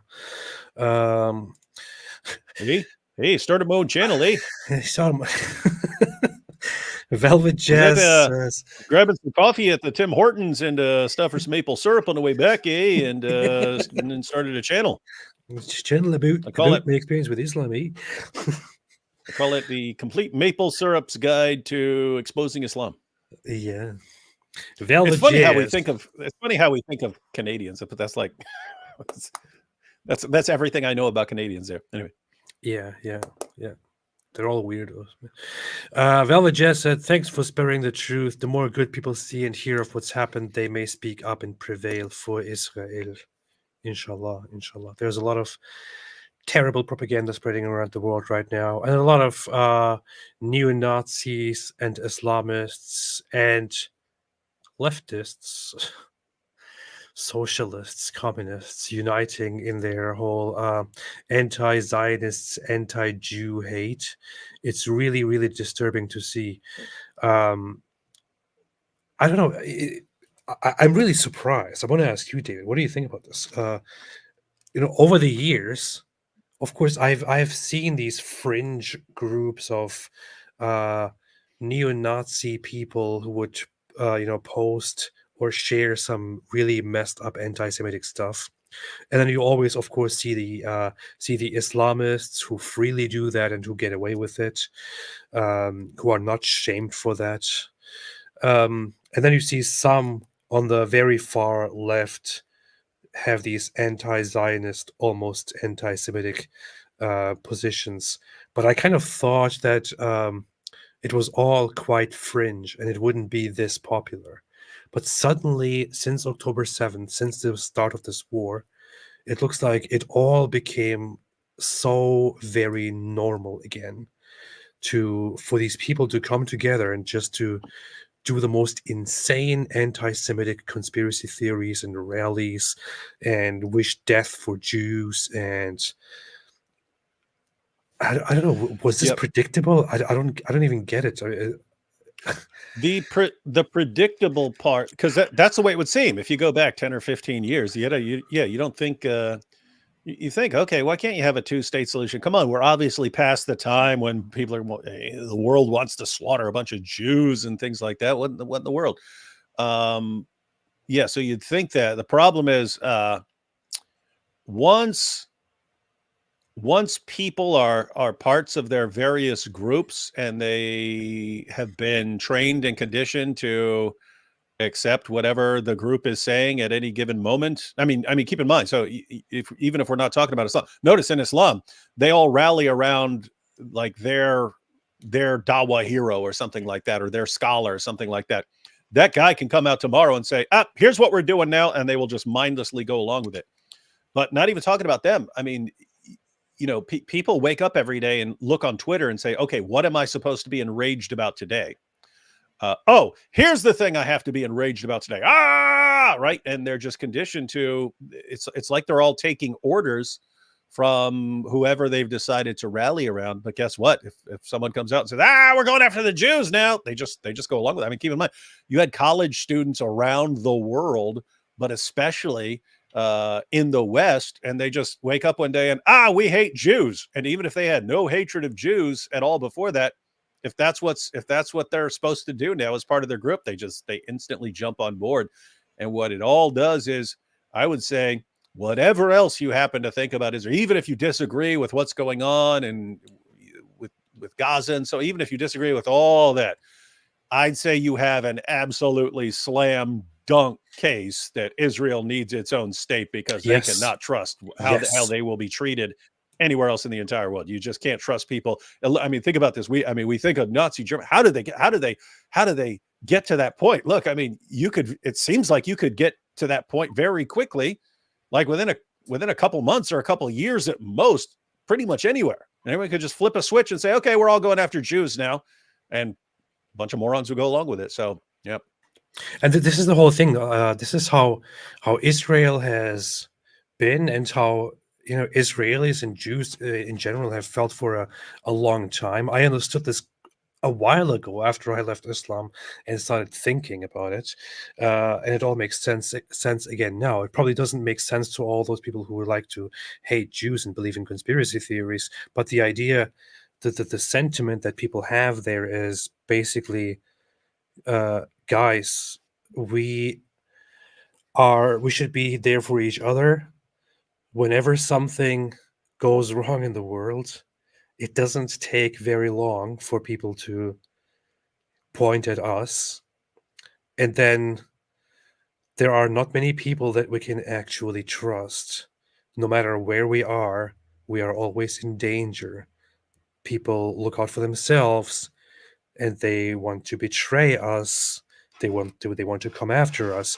We are supposed to look out for for each other, for our own, because nobody else will. If it comes down to it, if things get dirty, they will just unite and want us killed, want us removed. Which is why we need our own place. We need our own safety. We need our own protection. We need to protect our people properly, not listen to the propaganda that these people spread about us. And there it is. Since October 7th, it is completely proven right that exactly that is how it goes. A terrorist attack happens. Civilians are attacked within Israel. An overwhelmingly civilians are killed in this terrorist attack in the most brutal ways. Israel responds, and not even before Israel even responded, the world started hating the Jews, and from then it only became worse and worse and worse for those people who were ready to hate the Jews, which is why it is just this is proof. The Israeli state is needed. A home for Jewish people is needed. There simply is no safety. There simply is no way to trust the world when push comes to shove. And things are so bad even that, I'm sure you have seen this, where some stupid socialists go out and not only say free Palestine, but also cheer for the Houthis in Yemen. Like here. When people are colonized! When people are colonized! Resistance is justified! Resistance is justified! When people are occupied! When Palestine! From Lebanon to Palestine!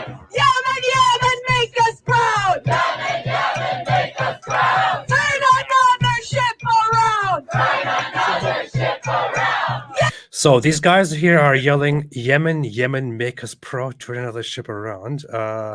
First off, the, the forces in Yemen that are turning ships around are the Houthis, who are not the Yemeni government. They are a terrorist organization that is trying to overthrow the internationally recognized Yemen government and trying to be the new government. They're also an imperialist force that wants to spread their influence and wage war against America and Israel. And these are actual American people here cheering for the Houthis, cheering for Yemen in this case. And these are socialists, leftists. And guess what? One very interesting thing about those Houthis is that this is their flag. Their flag is disgusting. It's the worst, the dumbest flag I've seen in my entire life. This is an actual flag. Look what their flag says. It says, you can't be in power just because of your flag, man. You know what I mean? Yeah. Like if you can't make anything that looks like a decent flag, you obviously can't run a country. Yeah. Their flag says Allahu Akbar, death to America. I look, I don't care if it said peace on earth and goodwill towards men. If you make a stupid looking flag like that, then you don't get to run things. Then it says death to Israel. And finally, it says, curse the Jews. Curse the Jews. And victory to Islam. This is their official flag. Oh, you got to check out my response, though. Oh, what was that? My powerful response. Right there. Awesome. But it's not an exaggeration. So there are people really like Americans, Westerners, some other imbeciles genuinely really cheering for the Houthis here and saying, yeah, America deserves to lose this. They are heroes. They should stand up. If you don't believe me, look it up. Here, Houthi movement. This is their flag. This is their flag. And it says here, God is the greatest, death to America, death to Israel, curse upon the Jews, victory to Islam. These are the guys. A bunch of morons rooting for it in the West. And these guys are rooting for them. Seriously? These supposed socialists, Party for Socialism and Liberation, are here in America rooting for them. What kind of a stupid world are we living in? Can you imagine if you were a horrible, awful person and a manipulator, and you just look out and you see this level of stupidity among students around the world? I mean, you could tell them to. I mean, if the people doing the chants had just told the students to start yelling, "Yeah, we love Hitler and we're going to kill all these people. We're going to kill all the Jews," they just started yelling it. If that's just what the cool thing to do is. Yeah. Alhamdulillah. That is true. You know what the cool part is, though? As absolutely stupid as all these morons are, it's good that Israel's not falling for it. You know what I mean? Like they're still going after Hamas. They're still fighting for a total victory over Hamas, and they're not listening to a bunch of moron socialists in other parts of the world. Isn't it fantastic? It's like people around the world are like protesting, like war. We're making a difference. Ceasefire, stop now. We're making a difference. We are putting them under pressure. Things will change soon. They're going to break now. Yeah. They're trembling. They're trembling. And then you get the news today. They just killed a Hamas leader in Lebanon. This is what they do. See, you protest around the world. Keep happening. You do your protests around the world. You are an idiot around the world, and you are idiots around the world. And you think we are making a difference. Yeah, look, Israel is under pressure because we are all on Palestine's side. And meanwhile, Israel is like, hey, you know what? We don't care. They just go ahead and then they kill their next target. That's how it's done. That's how it's done. I predict you're gonna start seeing some of those. You're going to mark my words. You're going to start seeing some of those Hamas guys in completely different parts of the world. And, Hamas leader so-and-so was found dead in his hotel room in some completely different country. But yep, that'll start happening because I don't think they're playing around. I hope so. I hope so. I hope we can soon get the news of all the Hamas leaders and all the Hamas figures in charge, all of them being found dead or just targeted and taken out in the cleanest, best, most efficient ways. However it's done, should be done. The world will be a better place once that is done. Inshallah, every single Hamas leader, operative, official, whatever it is, take them all out. Make the world a cleaner place. Take out the filth. Take out the trash. Velvet Jazz said, thanks for spreading the truth. Oh, I already read this. Hunting Shark said, Mia was dragged to a place worse than hell. Hope her recovery, both psychologically and physically, is speedy with everyone else who managed to escape. Hope so too. Hope so too. Spirit Sound said, which video did you cover for the From Them verse? What? Which video did you cover the From Them verse? Oh, the thing. Yeah, I think that's about killing women and children. Yeah. Did you make that would have been that some ever? of the? We did. I mean, I'm sure I have at various points in the past after terrorist attacks and so on. We had live We did streams. We did multiple live streams. Some of the early ones after the attacks, when we were told, no, Islam condemns killing women and children. So no way this has anything to do with Islam. And yeah, we went through some of the stuff there. Hey, look at this imbecile. We went through those passages. Look at this imbecile, by the way. One of our favorite Muslim apologists and famous pedophilia advocates. So Daniel Kikichu here posts a video in which he makes a claim about. Just watch. Over 100,000 Afghanis were murdered by the U.S. and the coalition forces, but 3,600 coalition soldiers died. Now, how many IDF soldiers have been killed in the past 2 months? The number is shocking when you compare it to 20 years in Afghanistan. Estimate is about 3,000. 3,000 IDF soldiers have been killed.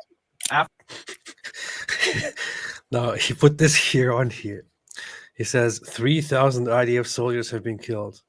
David, can you try to read the sentence here? The whole sentence: the number of Hamas fighters killed is difficult to determine, but the IDF said up to 3,000 met their end by November 1st. This guy is not even literate, man. You guys get it? It's talking about the number of the IDF saying how many Hamas fighters had been killed by November 1st. Dude, this guy cannot, I want to say it here. Any source this guy quotes in a debate, in a video, you just have to stop and say, dude, I know you just quoted a source and you said it says this. You are so either completely deceptive or so incredibly dumb. You can't read word. You can't understand. Notice you pointed out, this isn't a situation where you need to read an article or something like that. You just have to actually understand a sentence. He can't. Hijab builds his entire case on his own inability to understand a headline. The headline of we're not even saying, hey, Hijab, you need to understand the entire article. Can you at least understand the words in the headline? These are the champions of dawah. Notice, the less capable you are of understanding a sentence or a headline, the more popular you become as a dawah guy. The more insanely illiterate you are, the more popular you are. What else should we expect from the religion that praises and honors and glorifies an illiterate prophet? I mean, I don't even get it. Is this really? Have you made a response to this? I didn't. You need to make a short response to this. You could do this all the time. You could do this with almost anything that Daniel quotes, because again, he's either completely dishonest with everything he describes, and he knows that his followers are too stupid to know any better, or he just doesn't understand words. He doesn't get them. Yeah. And guys, for those of you who are watching, this is the consequence of spending your entire dawah life like this, right? Like the guys who will read a chapter of the Bible and zero in and fixate on something they think is about Muhammad, while not even finishing what the verse says, let alone the passage, and just zeroing in on anything that supports something they want to believe, and ignoring everything else, and not caring at all about being able to actually understand a passage. This is what you get. You end up with your heroes who can't read and understand a sentence or a headline. They don't get it. They're too dumb. You need to compile that with like hijab. Not This is your Harvard graduate. He talks Harvard. He talks about this. This Is what Harvard's puts it on the screen. He highlights it and he completely misunderstands what it says. Well, look, it says 3,000 IDF soldiers are dead. Oh! Yeah, this is unbelievable, man. What a dope guy. man. Keep in mind, this is important to know, because everyone Daniel debates, he'll cite 50 sources that no one else has read, and he'll be, and this source says this, and this source says that, and people are going, oh, okay, yeah, and you assume that he's citing this stuff accurately, when everything that I've ever actually looked, whenever this man has cited anything, and I either knew what he was talking about or I looked it up, he again, either complete compulsive liar, or how did this guy graduate from anywhere with a complete inability to understand anything that he's reading? I don't know how it happened. Maybe something happened and he just became completely intellectually incapable. I don't know what it is, but this is just too much. Like, he puts it on the screen, he highlights it. Wow, man. And notice, you just pointed that out. If he weren't dumb enough to put that on the screen, most people wouldn't have caught on, right? Most people wouldn't have caught on. To be clear, I guarantee you, none of his fans noticed. None of his fans noticed. They're all too dumb. What I mean is, if he hadn't put the source on the screen, most even critics would have said, oh, okay, he's citing some article and that he researched and so on, not realizing this dude, he's apparently completely incompetent at understanding anything he's reading. Yeah, there is another thing that he also did recently. I mean, this shows that he's, I don't know, stupid, that he can't understand simple sentences.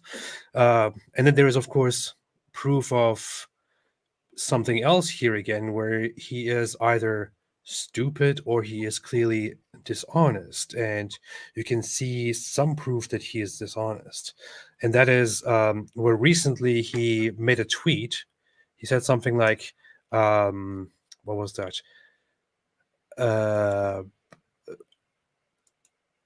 Wait a minute. He said something about Israel having committed a genocide against Palestinians by killing 700,000 of them, or something like that, which is a complete misrepresentation of what the Nakba is that he was talking about.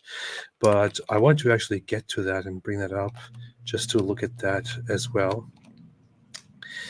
Let me scroll through this here. Let's see. Let's look at this beautiful goat here. This beautiful goat. Oh yeah, here, look at this.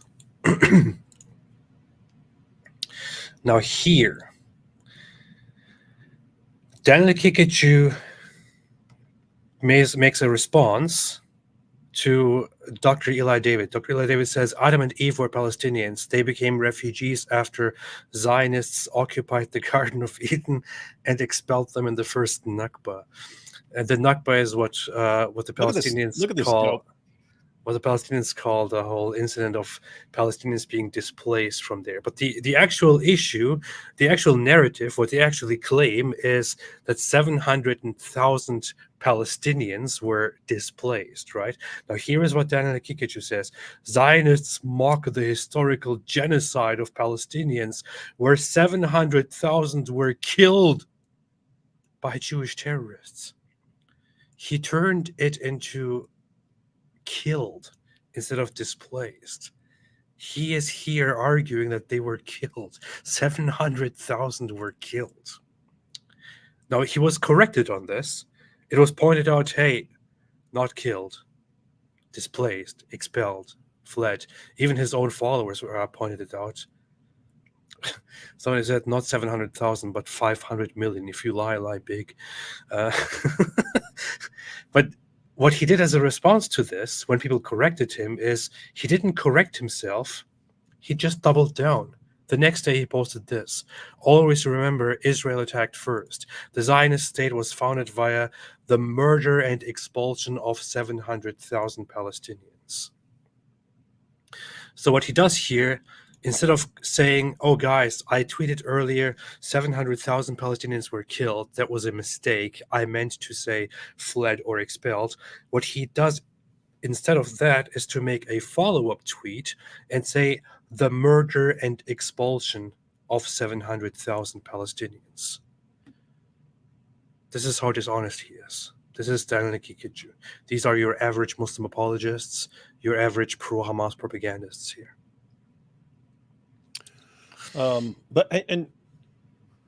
Apart from the 700,000, it's he doesn't get. They're not making fun of people who died. They're making fun of idiots who are saying everyone's a Palestinian. Yeah. That's what that tweet was making fun of. He's making fun of saying, oh, this guy's a Palestinian. He's a Palestinian. Jesus a Palestinian. Everyone's a Palestinian. Say, okay, Adam and Eve were Palestinians. They go, oh, you're mocking the people who are being killed. We're mocking you morons. Mocking you morons for saying everyone's Palestinian when they aren't. My goodness, what to do. Alhamdulillah. That's how it is. That's what they do. What they do. Urinating upon one another. That's what they do. Lucid said, AP and David Wood, who is on your Mount Rushmore for best Islam critics? I don't. It's sort of the same question of like, hey, David, what's your favorite Bible book? I don't know. There are different criteria. There are different things you could be looking at. Just say it, man. Just 1 minute response. Come on. 5-second response. I don't know. I don't know. It depends on what the criteria were. I could say I could like this. So notice you could say you could say don't lecture. It's only listen, you could say Salman Rushdie. He hasn't done a lot, but the one thing he did completely like enraged people over bringing up the scientific the satanic verses.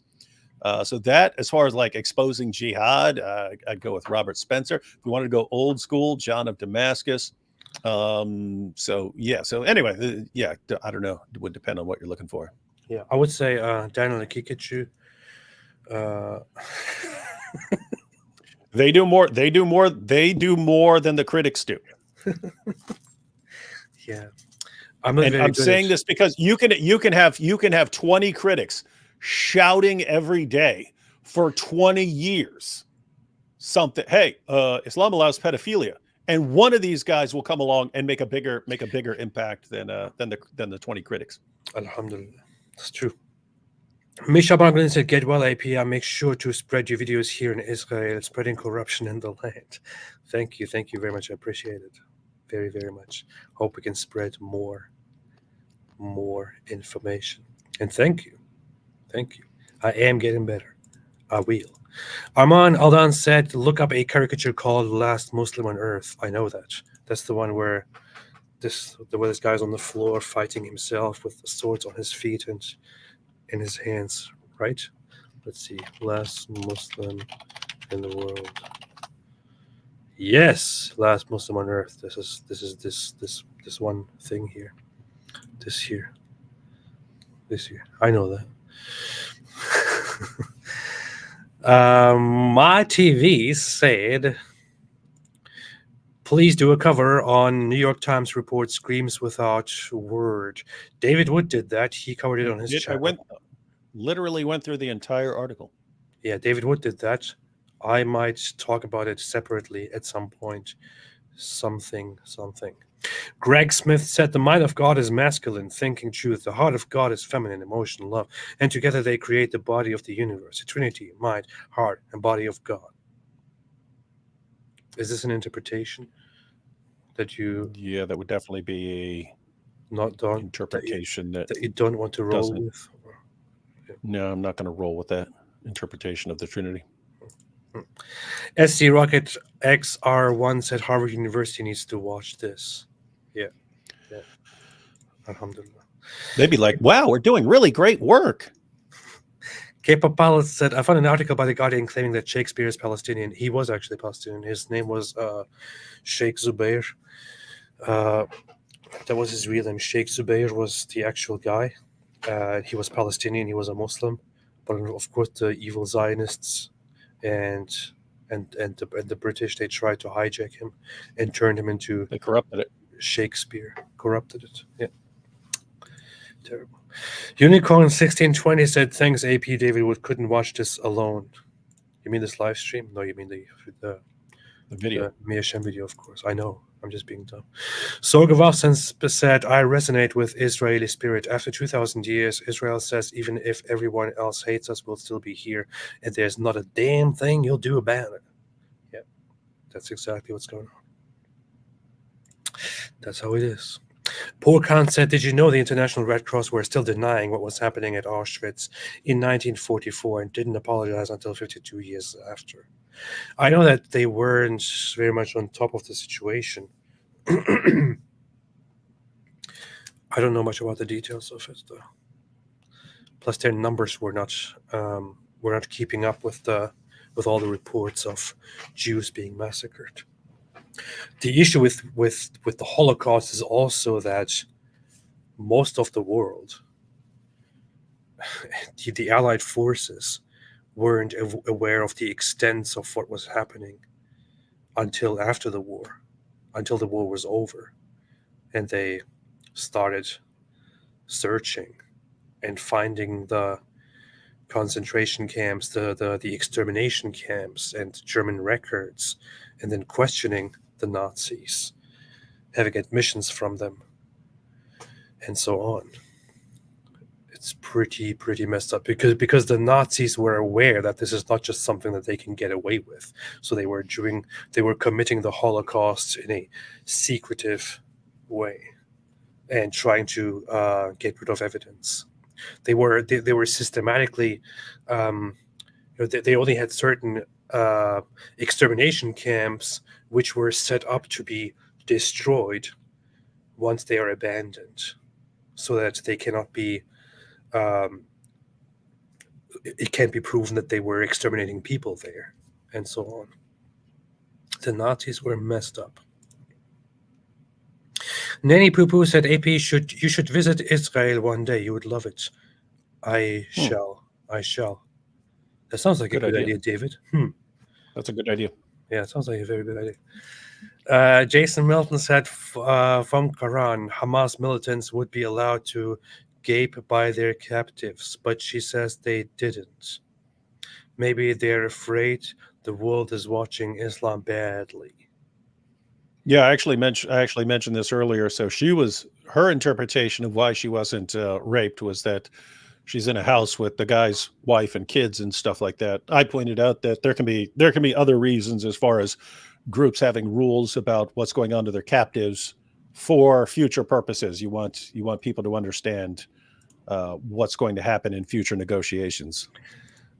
It would only make sense for a terrorist organization, no matter how bad they are, to give strict instructions to their terrorists and say, okay, when you take these captives, you will make sure to treat them as well as possible, as nicely, as kindly as possible, and don't do anything really horrible to them, because we want to give people the impression that we are not monsters, although we are monsters. In the field, we do all kinds of messed up things, but the hostages, we will deal with very, very specific, caution and attention. And even then, they actually executed and mistreated several of the. There is a doctor's report where 100-something of the released hostages were treated and checked by the doctors, and they said that at least 10 of them experienced sexual abuse and assault in captivity. Further details are not given, but that is established. Velvet Jess says, all it takes for the triumph of evil is that good men do nothing. Looks like US is again hedging on support. Caroline Glick has a new video. It's really insane how America is like right now, I don't know, preventing the bad stuff from taking over. Yep. Bob Jabry says, PTSD is curable with EMDR. I am a licensed psychologist. Please spread this information to people who suffer from it and help them seek life-changing treatment. Yeah, more people should know about this. I learned this in psychology. PTSD is curable with EMDR. Thank you for adding that. I'm trying to remember what exactly EMDR stood for. That's eye movement. I don't know. Is that the one where you're supposed to follow something with your eyes while receiving therapy? Right? Is that it? Let me see. Eye movement desensitization and reprocessing therapy. Okay, yeah, exactly that. That's that. Desert Fox says, why do Jews want Muslims to be sent to the West? Here, one of those comments. Hosta Mahogi said, do you think her coming out like this could reduce the odds of other hostages being released safely? I don't think so. I think she didn't do enough of... I'm pretty sure that that the Israeli government is in contact with her and with other hostages, and that she had to receive a briefing on what she can and cannot say before she went on a TV show to get interviewed. I'm pretty sure they told her that she cannot give certain details about the other hostages, for example, which is why she said that she can't go into details about the other hostages, although she met them. So pretty sure the government steps in and takes care of that to make sure that that she doesn't, compromise the safety of others that are still there. Hai said Hamas literally more sadistic than Art the Clown. Yeah. Farfour said David steals ideas from Black Angel. Christian AP also steals Black Angel's ideas. Atheist, draw your own conclusion. That's good. That's good. I'm going to keep that for David, who is gone again.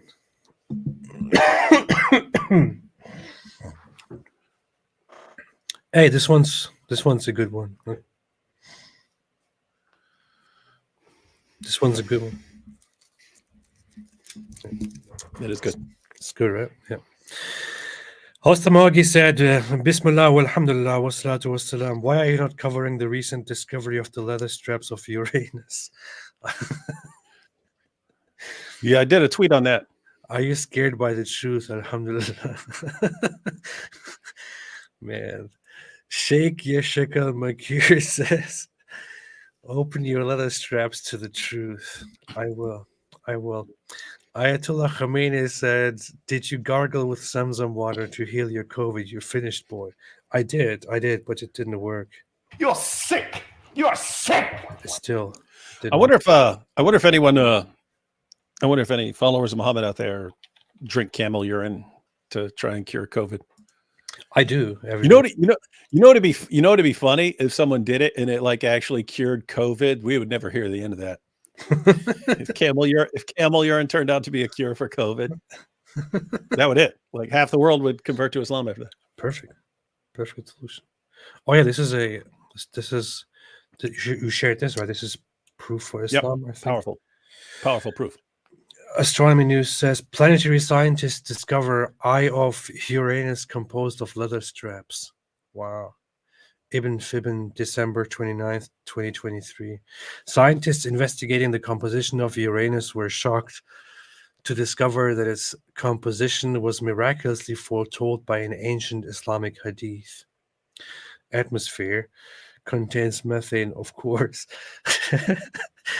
Mantle contains methane ice, of course. Eye composed entirely of leather straps. Wow. This is powerful, man. I didn't see this before. This should be used as proof that Islam is true. Ezra said Jews. Yeah.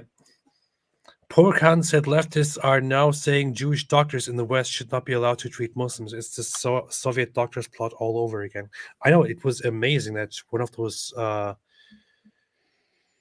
propagandists actually made a tweet about how there are so many Zionist doctors in the West, and it's very concerning and all that, which is literally one of the big Soviet anti-Semitic plots, the doctor's plot.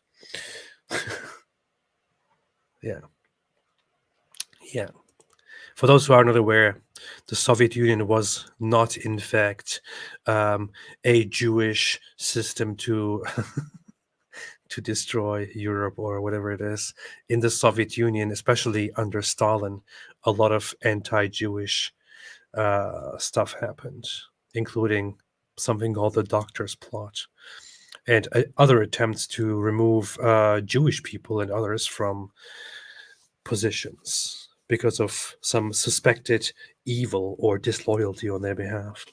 Troll X Thrower said, did you see PragerU's video called Would College Students Donate to Support the Killing of Jace? I haven't seen it. Haven't seen it, but I would imagine they're going around saying, hey, will you help us fund this killing of Jews? And people are like, yeah, here's some money.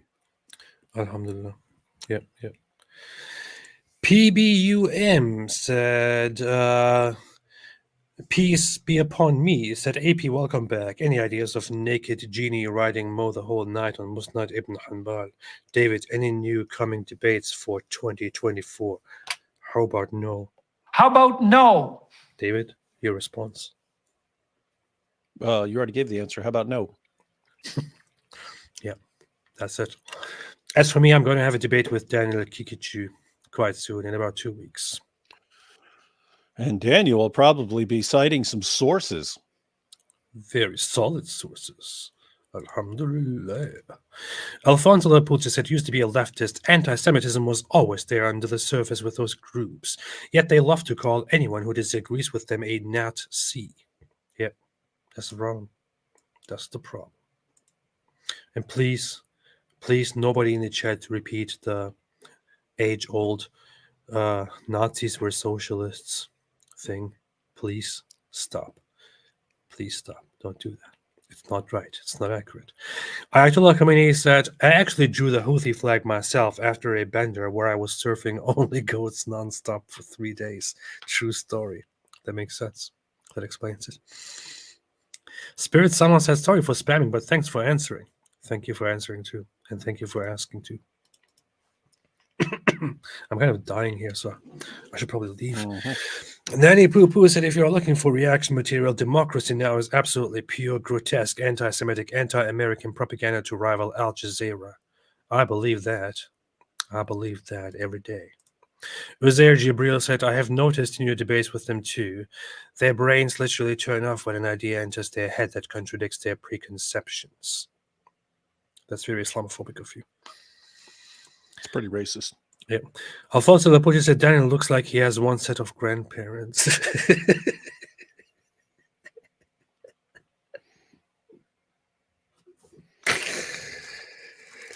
Why are you laughing, man? No, Daniel looks normal to me. He just... It's his ability to understand words that's the problem. And I don't know if that's a feature of having only one set of grandparents. I don't know.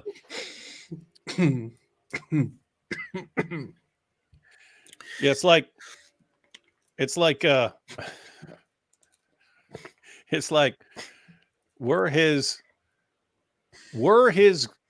did he have one set of grandparents who also couldn't read words off a page, and that would they had some sort of genetic mutation that wouldn't allow them to understand words off a page, and that it explains everything? I don't know. Yep.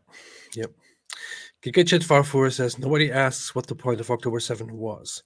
What was the military goal? To open up a front, just like in the Russo-Ukrainian war? We know what the goal was. The goal was to... It was to murder and rape a bunch of people and throw everything off and get everyone riled up about Israel again. That's what it was. I don't know. It looks like it was for Hamas to commit suicide, because that's what it led to. I don't know. Farfour says, AP, you must stop showing that lady goat. I'm getting impure thoughts. Jesus Allah. Who is this Farfour here? I'm really wondering. Is this Sir White Meat? That would be funny if it was like just me and I'm just sitting here typing this stuff the whole time. The cow he chose said that Hakikachi moment is the perfect metaphor for anyone who believes and takes part in Islam. Some are good people, but many brain cells are missing. It's very racist. Itama the archaeologist has been a member for 1 month. That's very, very good. Joseph Cohen made a video about Daniel Kikachu, who claims Jesus is mocked in the Talmud. Worth watching his idiotic claims. I saw that he did. I didn't watch the video yet, but I might have a look at that later. Metal Force 999 said Waka Hala Bula Sulu. Yep, Alhamdulillah. This is a perfect Islamic prayer. Kirsten C made an emoji super chat. Thank you so much. Appreciate it. Very, very nice. Very cute. Ezra said, "Oh no, I'm a Palestinian." That's right. Yep. Yep. And the Jews call you the son of Allah. Alhamdulillah. Troll Axe Thrower said, "I missed it. When is the debate Farfour versus Pikachu?" That'll be a good debate. That's why we need a mouse costume. We could have AP debates Farfour the mouse and Farfour the terror mouse. No, we could have Farfour debate Pikachu from Pokemon. That would be good. That's a good idea. You should show up to your debate with Hakikachu as Farfour. Then he wouldn't be able to argue with you because you'd be his hero. Yeah. That's a good idea. I should do that. I shall do that. I shall do so. Urinating upon one another. That's what they do. I was gonna look quickly at Chloe's video here before I leave, because I said earlier I would. So let's see. 72 space virgins. Are you ready for this, David? The cow Cho said there's a Jew in Hakika Jew. Yep, always is. Hey, kiddies, you ready to go to Mars? Make sure your leather straps are strapped tight. We're in for a hell of a flight. That's great, we're going to the stars. Mr. Mars taking us so far. Hooray! 70 trips, space virgins, 70 trips, all these big good little jihadis. Going to the final party. 72 Martian flies. Look at the Mars kids. God makes it rain. It's a Jimmy coding Mars business game. Get ready, kids. The present of the 7th level. Try to forget your worship in the devil. Look at all the shiny stars. Are we there yet? No, kiddies, they look so soft. Remember what you died for. 70 trips, space virgins, 70 trips, space virgins. Flying so far, there's no stopping now. Speeding like twice, a little hit of paradise. We want 80 inches now. This one's still gonna chromium template. Are we there yet? 70 trips, space virgins, 70 trips, space virgins. We're on Mars. Let's go and do rocket cars. Well, here we are, kiddies. The Mars on the Space Wars. Oh, I think I see them. They're coming over the mountains. They're all gorgeous and even naked. Look at their little legs so sexy. They're gonna crush us in their pincers. Oh, this is really nice. Wasn't it what being a model, kiddies?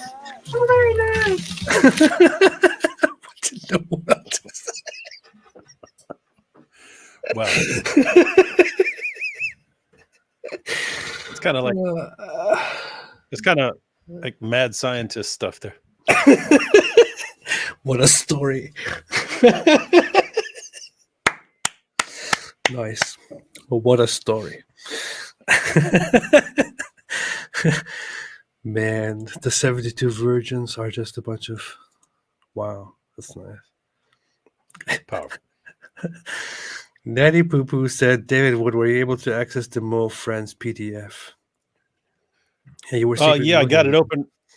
I got it open right when I was waiting for AP because he was taking forever. But yeah. 72 space virgins. I'm gonna have that in my head now all night. It's gonna get stuck in my head. Space virgins. Jatma said Farfour in Boom Boom Room. Nice. Farfour said, I think Sir White Meat gave me the wrong drugs. Okay, this is getting out of hand. We gotta go. Okay. 72. Oh, I didn't Chloe, even tell you. Nice, Chloe. I didn't even tell you because I figured you'd well, you're still going to be sick or you would if you still debated on Thursday that your voice would be destroyed. That your voice would be destroyed. Anyway, I set up for Thursday. Thursday works for Issa. Issa's coming on. Remember Issa Kabir? Oh yeah. Issa's coming on. He's going to break down some Sufi stuff. So anyway, that's what's going on Thursday. You could jump in there, but you can't be calling them goofy Sufis, man. Goofy Sufis. He's one of the only guys who doesn't want us brutally murdered in the name of Allah. Well, and you're gonna take him off and be like, oh, goofy Sufi, Sufi, goofy Sufi, and then he's gonna be like, gosh, Daniel Hakikatu was right about you guys. And look at Farfour said, I think Sir White Meat gave me the wrong drugs. And then Sir White Meat said, my bad, Farfour. Yeah. See? You see? All right. Good to see that Mia Schem is in safety. Good to see that she can smile again. Hope that all other hostages can similarly find their way to safety. And that Hamas is entirely eradicated very soon, because it is a must, and which is why there shouldn't be a ceasefire, because a ceasefire would just be a possibility for Hamas to take a breath and come back and attack and kill people again and again and again. Certain groups, certain ideas, certain cultures even just need to cease existing in order for the world to become a better place. Because urinating upon one another. That's what they do. No, not that one. Because anyway, I couldn't find the right button now. I don't buy your Ella. Anyway, David, anything else you want to add? Nope. Just yep. So Islam's pretty cool, as everyone can see. Why stuttering? It's powerful. Okay. Look at the awesome representatives. He's being more slippery than the lubricants that he sells in his daughter's sex shop. Yeah. We've got Hamas, and then the ones who don't actually go out and fight. You got the Dawa guys, and they're all super smart. Very, very super smart. By the way, and intellectually honest. Yep. Andrea Fix said, good morning from South Africa. Thank you for your work, guys. Thank you so much. Appreciate it very, very much. Super shekels from South Africa. And AP, do you speak with or visit your Muslim family, or have they disowned you? If that's too personal, then don't answer. God bless you too. Christ is King. I haven't spoken with my father since he found out what I do. That was 4 years ago, I believe. With my mother, I spoke last before October 7.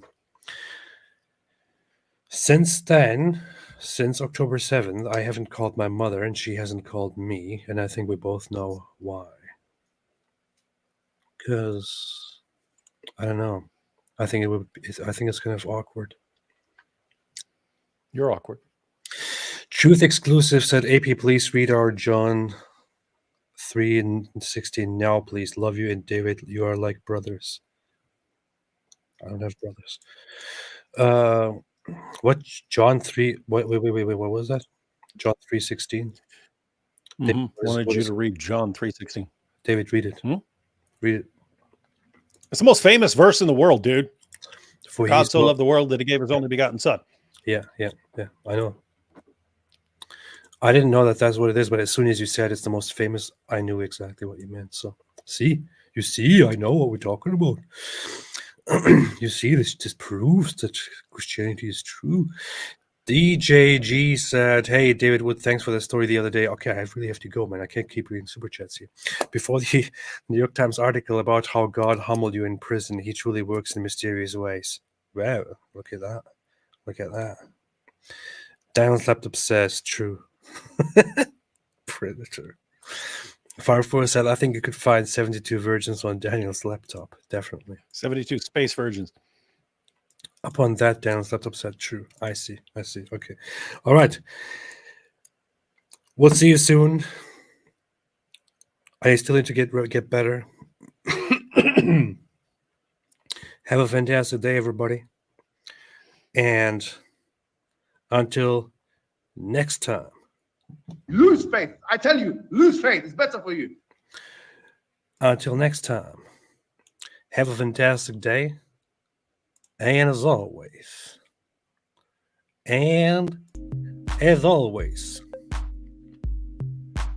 stay away from Islam.